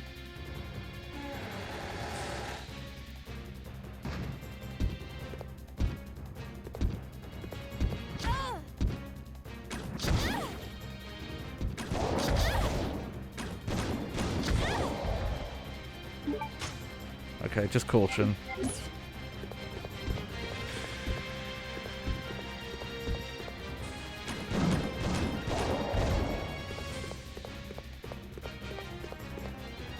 They give you a lot of extra healing items in this mode.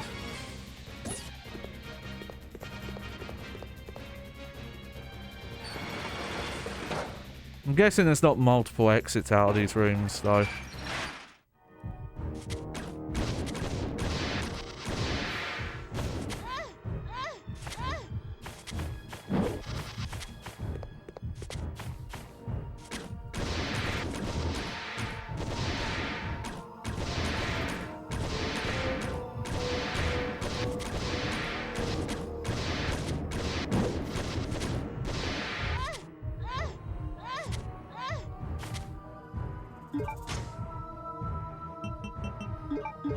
Just play it safe.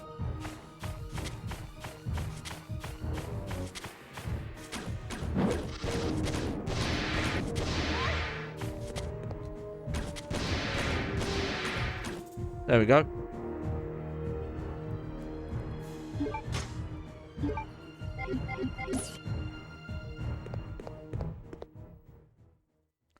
Hey, there we go.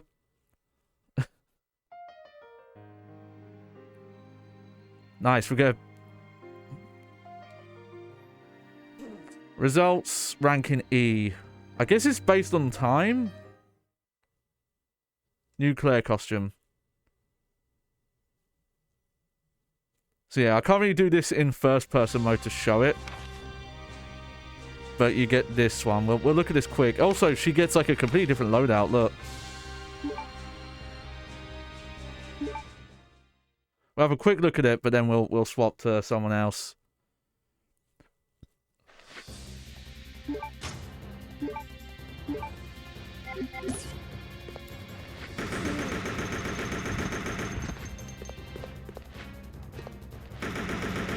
You know, I thought it was going to be that outfit from the artwork, but no.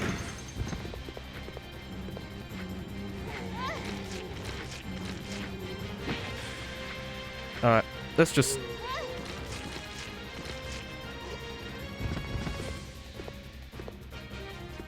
Actually, the quicker way would be just to get to that explosion.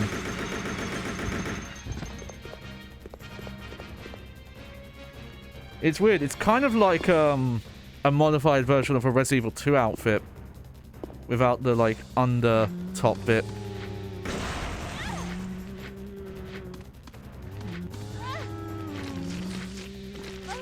There we go. That just gets me out of the mode quicker, so... Alright, let's try Steve. We'll do Steve in first person mode. So we can really feel what it's like to be an insufferable little shit. Alright, he gets the Lugers and the machine guns. Weird.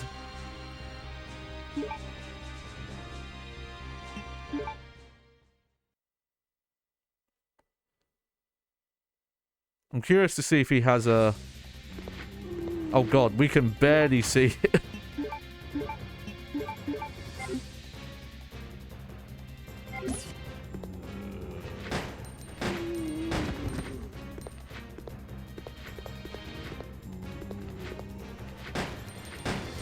It's funny that it works in first person, but the fixed camera angles in widescreen don't. I guess they purposely only use rooms that this would have worked in.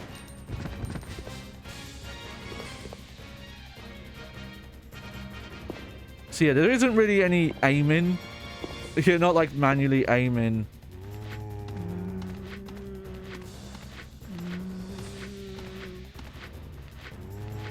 Though, you know.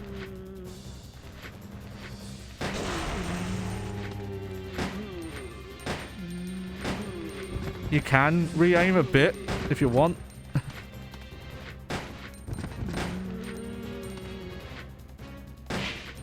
Oh, nice. Got a headshot.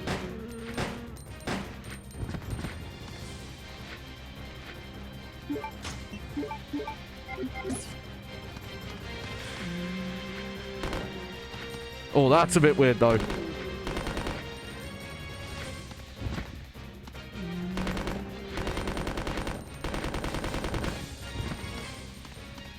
Okay, so yeah, it looks like they go through the same routes.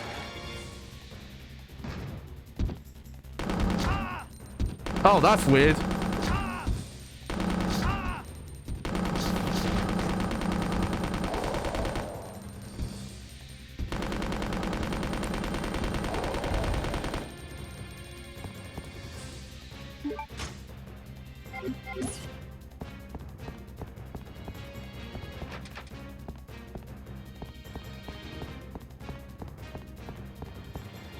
You know, I don't think I even knew there was this first-person mode in this battle mode.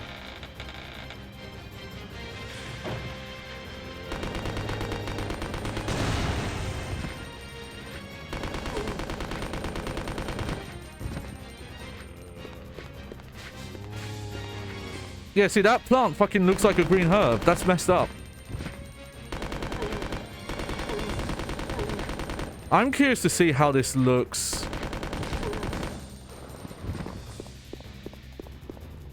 in the HD remaster, because there seems to be like a fog, like a darkness fog.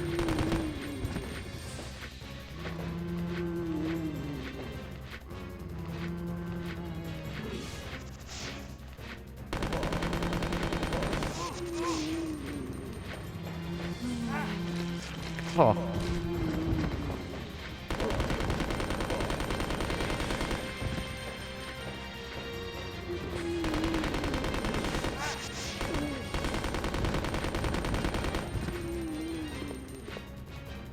In some ways, like, this is better, and in a lot of ways it's worse.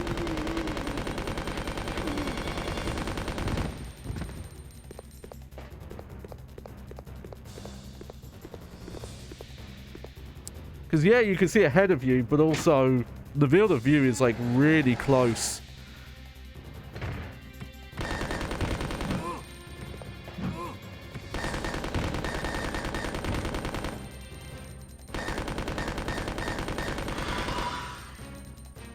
Yeah, take that, you weirdo.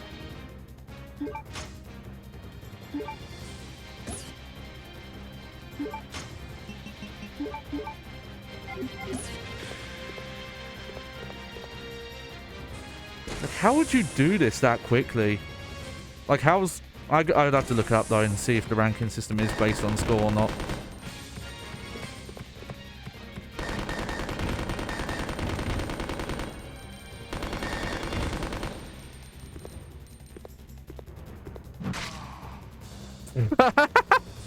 You weren't dead? I wasn't even I was on yellow caution. Alright. Well, that's kind of awkward. It's if the field of view wasn't so low. Oh, let's try out Chris. He's got the Magnum in the shotgun.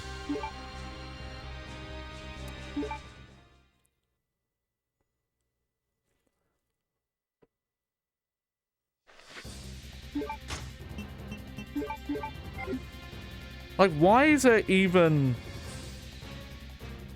ammo if it's infinite?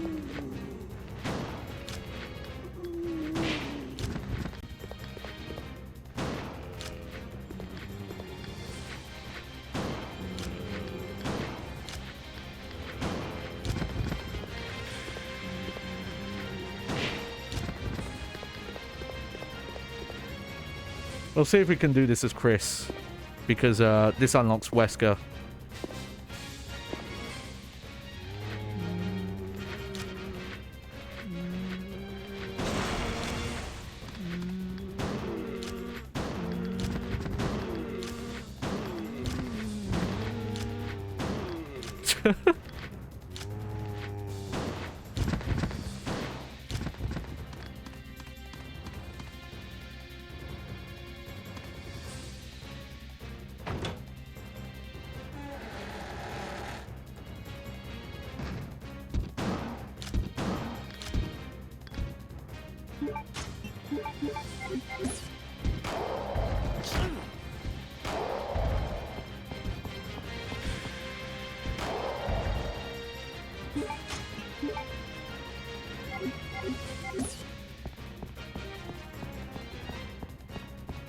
Honestly, the Magnum might just be the better thing to use in most cases, because it's got a one-hit kill pretty much everything. And the fire rate's not even that bad.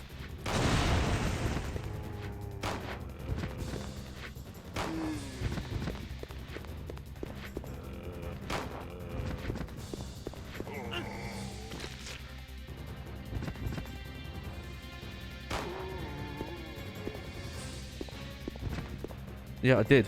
Oh, it didn't count yet. Okay.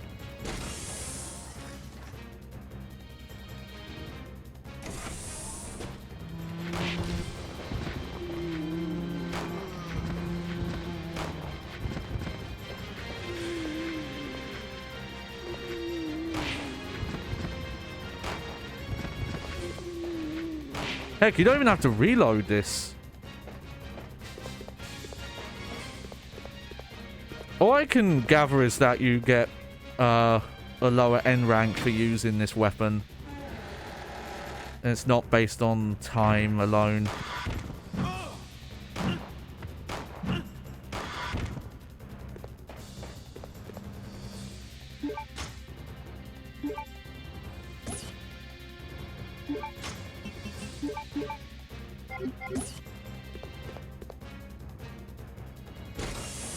Would have been cool if we did have alternative routes.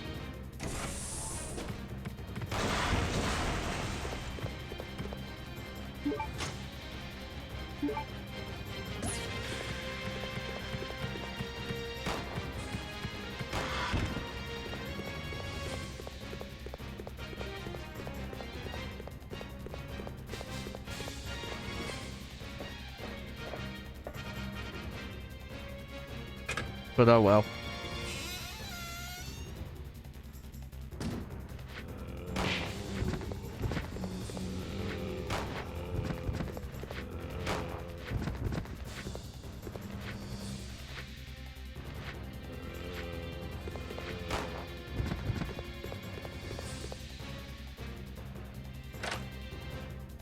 Far off from when Mercenaries really took off. I guess the Nintendo 64's like battle mode is probably closest to this. No, sorry, the Dreamcast battle mode.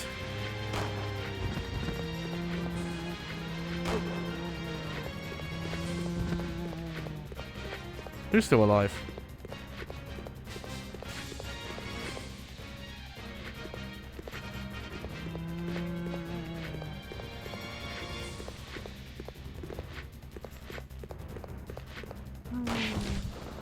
There we go.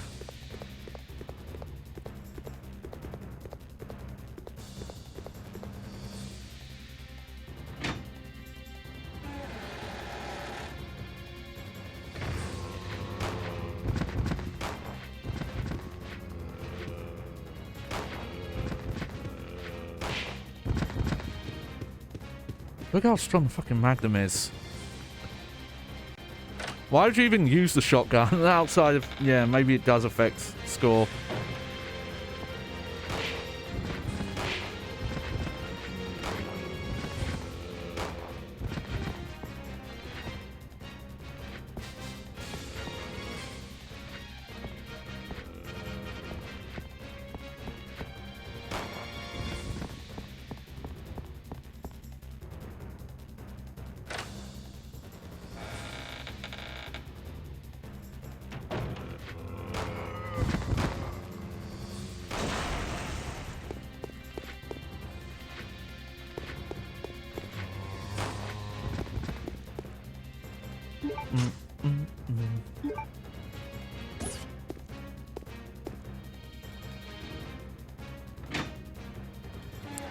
Man, with the Magnum, we can probably get through this really quick as well.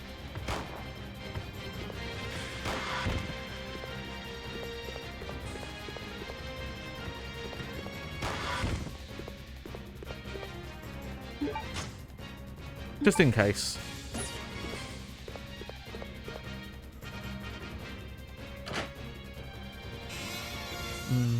All right.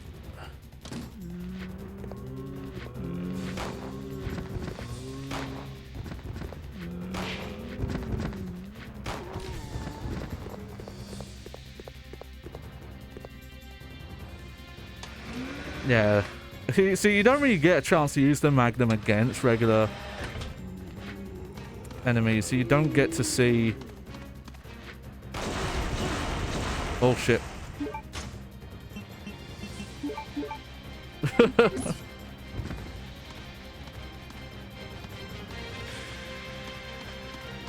That was, almost went very bad there.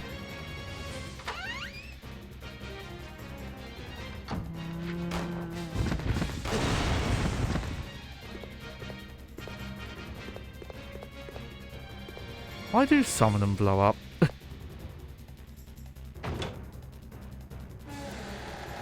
I haven't figured that out. I thought it was the zombies with the red eyes for a bit, but...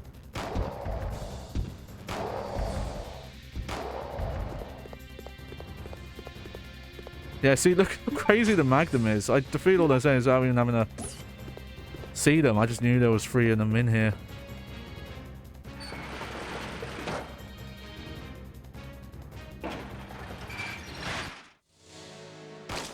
Oh, interesting.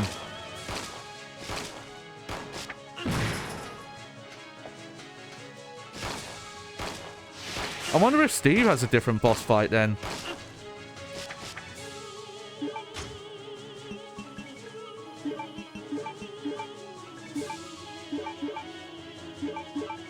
Shit, I did not mean to do that.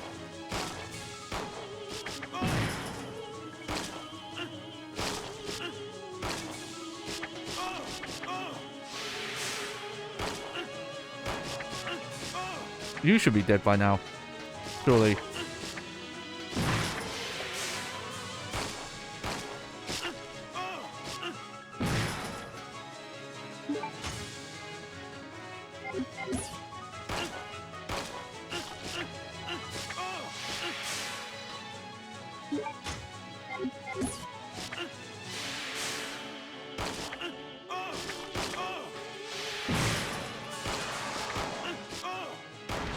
There we go. Oh, please tell me we don't have to do this part as well.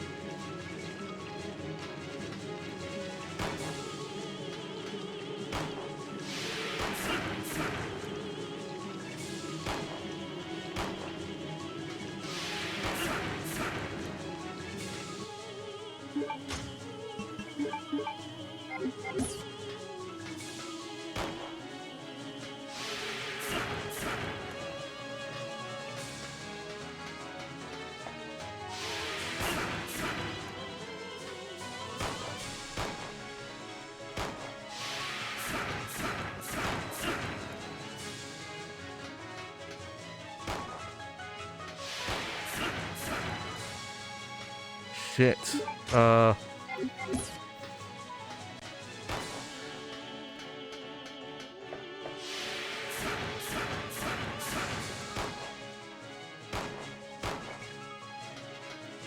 Hang on.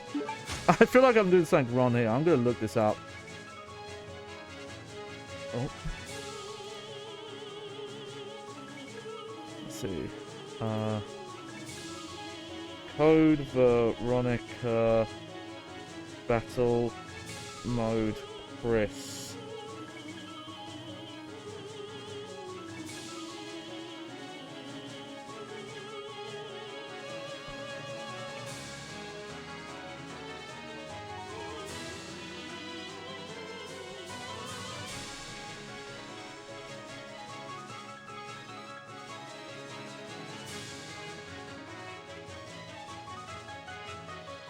Okay. It looks like a cheese strap is what we have to do.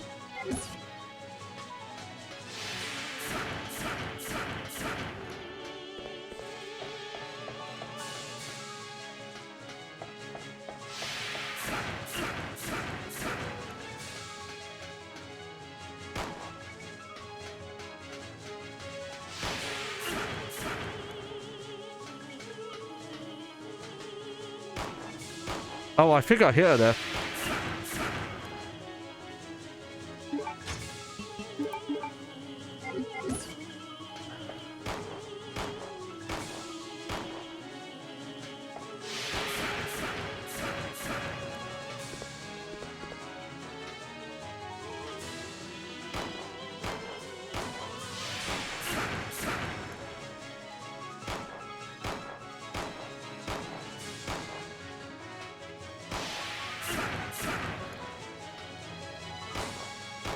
There we go. Yeah, they had it. It's a different corner, but the video I watched, that's just how they did it. Yeah.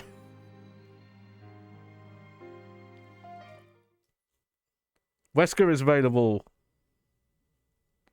Yeah, all I can guess is that the ranking it's based on time. Oh wow, he only gets the knife? I wonder if he has his like crazy powers in this or not.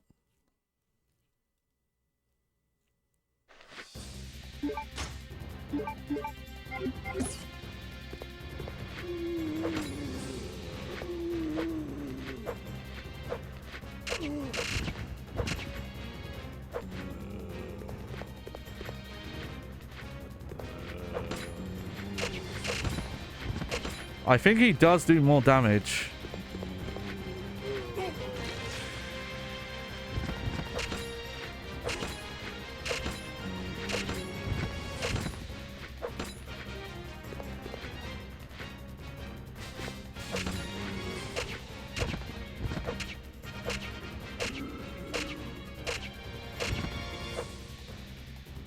Hang on, I'm gonna look up a video, see if there is like a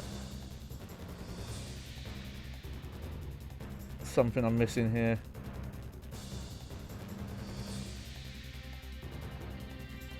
Okay, let me watch this video.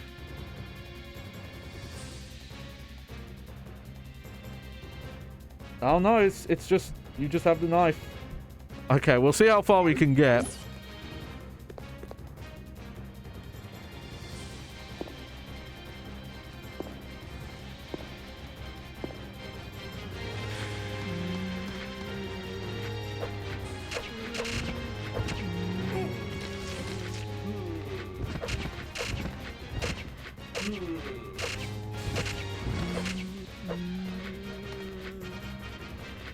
Lucky the Code Veronica knife is like so strong.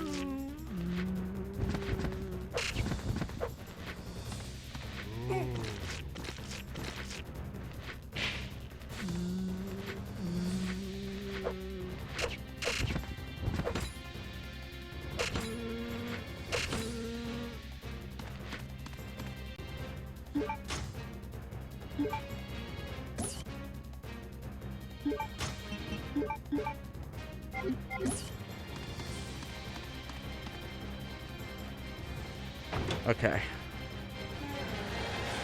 I don't see getting past some of the, like these guys.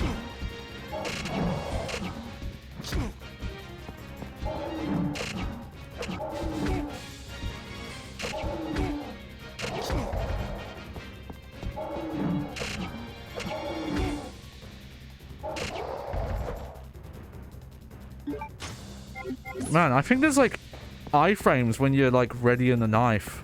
Like invincibility frames.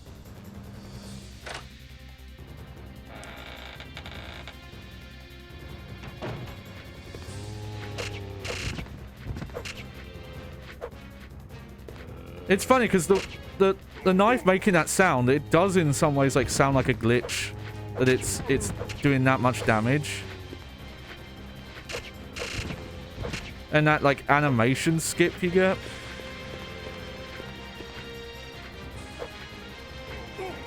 Oh.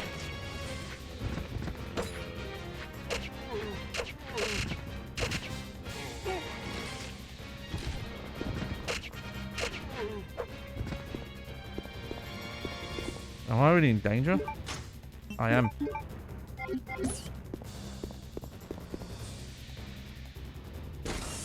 I wonder if he has a different boss fight or not. Probably, well, it probably would make sense if he fought Alexia.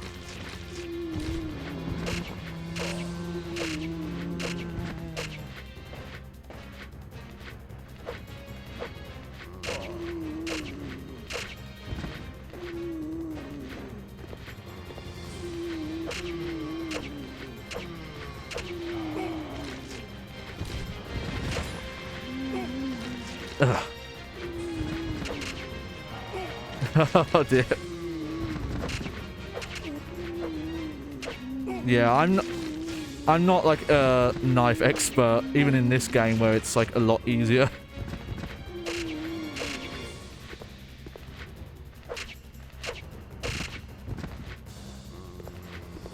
Oh, you're not dead yet? There we go.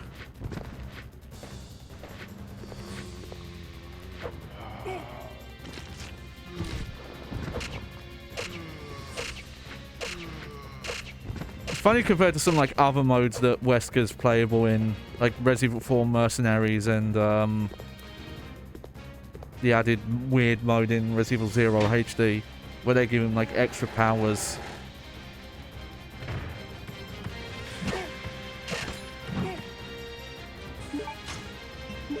Yeah, I could feel that.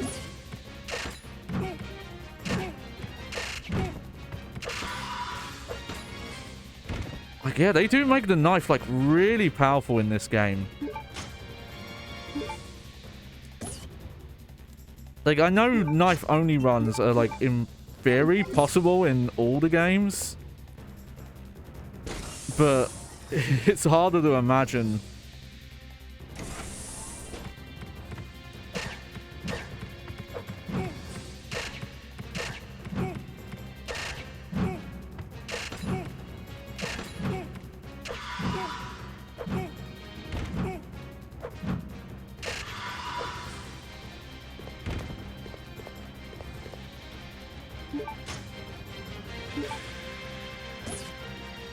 Probably poisoned as well. Yep.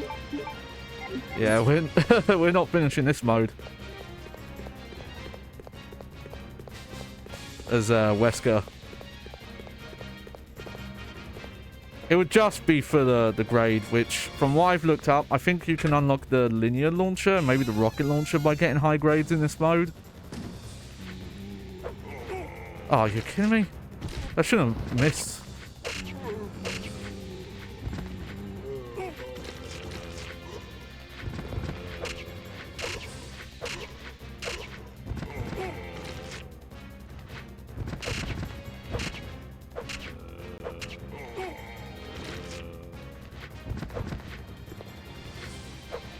Why are you... Wesker, why are you trying to knife the barrel?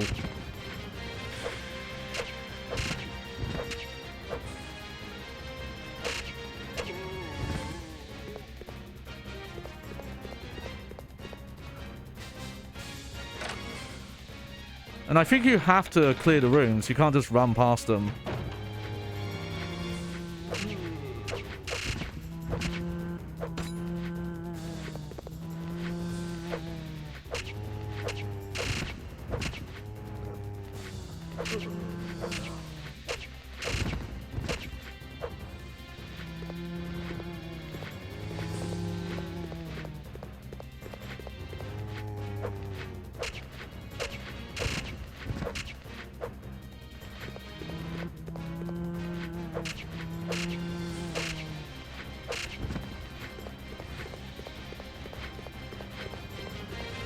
Because, yeah, if I go here, it says, I must defeat the monster.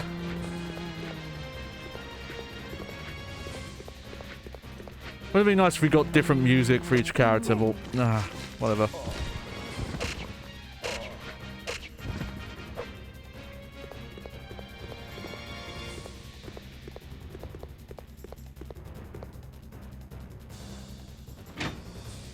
I guess if we wanted to practice getting good with a knife, this would probably be the mode to do it.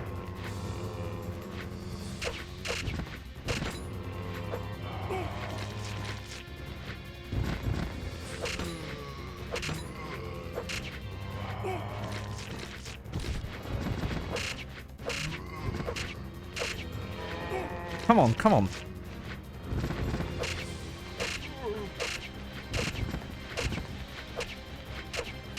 There we go.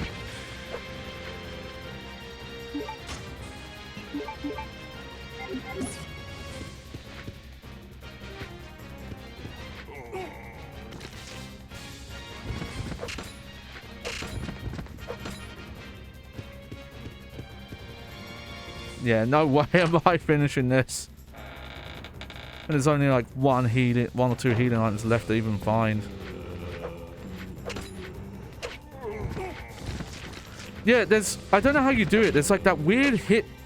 You can hit them in the leg sometimes, and it will like down them instantly. Yeah. That's fine. I expected that. Alright.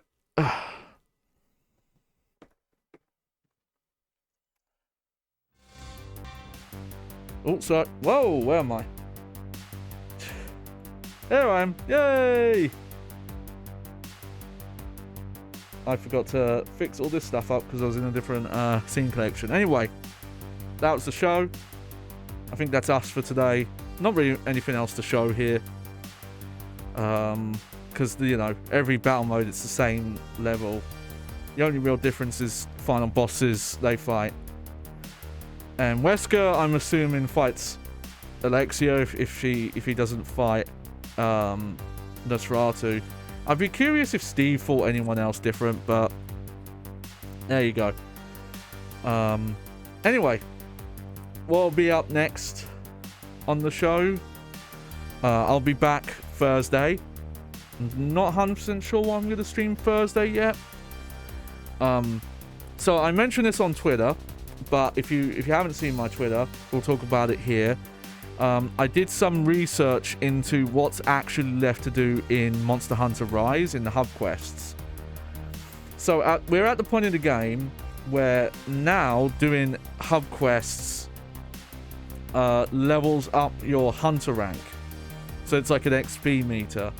And every 20 levels, you get a urgent quest. And we've basically got to do that until we get to level 100. And there are some like new hunts to do in that tier. That's a lot. That's a lot of game. I've already been doing some of it off stream. It might be something where next time I'll stream it when I've got the urgent quest, and then we'll just stream a little bit random, and I'll kind of just back and forth it. Though, you know, I don't even know how many people check out those streams or are interested in them, but I'd feel bad if I didn't, you know, finish it after all this time on stream. But that might be something where we'll only see it like every 2 to 3 weeks, maybe more than that, like board time between streams. But next week, okay, I've got to think on this. I might try and get that presentation done so we can get back to Action Sack. We've got a prime Devil May Cry clone that I want to get to from the PlayStation 2 days. And I'm about 50% of the way through fixing the VOD for the Tony Hawk's Pro Skater 3 Nintendo 64 stream. I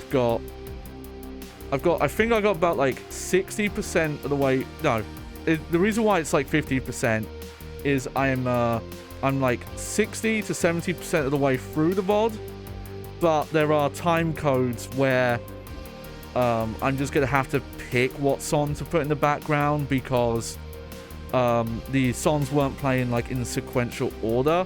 They just seem to be random as far as I can tell. But luckily, because the music was so hilarious, most of the time I comment on it. It's only like a few instances where I had to like keep restarting or doing the competitions where you only play for like a minute or something where I don't really comment on it. But it's not taking quite as long as I thought it would, so I might try and get that finished for this week. Because I'd like to jump back into the Scuff Tony Hawk games. But then I've got to think on there. I'm not actually sure what I'm going to do outside of that. So keep an eye on my Twitter. I'll have a good think about what's coming up. But yeah, I'll be back Tuesday. Like I said, if you want updates, Twitter at Johnny Baghead. Also, I try to, I don't always, but I try to get similar or the same posts up on Blue Sky. That's at Johnny Baghead again. If you want to check out any past streams, they're all at YouTube at Johnny Baghead VODS. Or if you want to check out the shorts that have been going live on my main channel daily, though again they're just clips from Twitch, but in case you haven't seen them, that's at Johnny Space Baghead. I might change the name to make it one full name, I don't know. But you could check that all out, and as always, that stuff's all linked on my About page on Twitch, so if you haven't seen any of that, you can find it there. Anyway, I hope you enjoyed the show. It's your host, Johnny Baghead. And yeah, just take care, everyone. I've got to fucking stitch this VOD there because my OBS crashed. So, toodles, bye!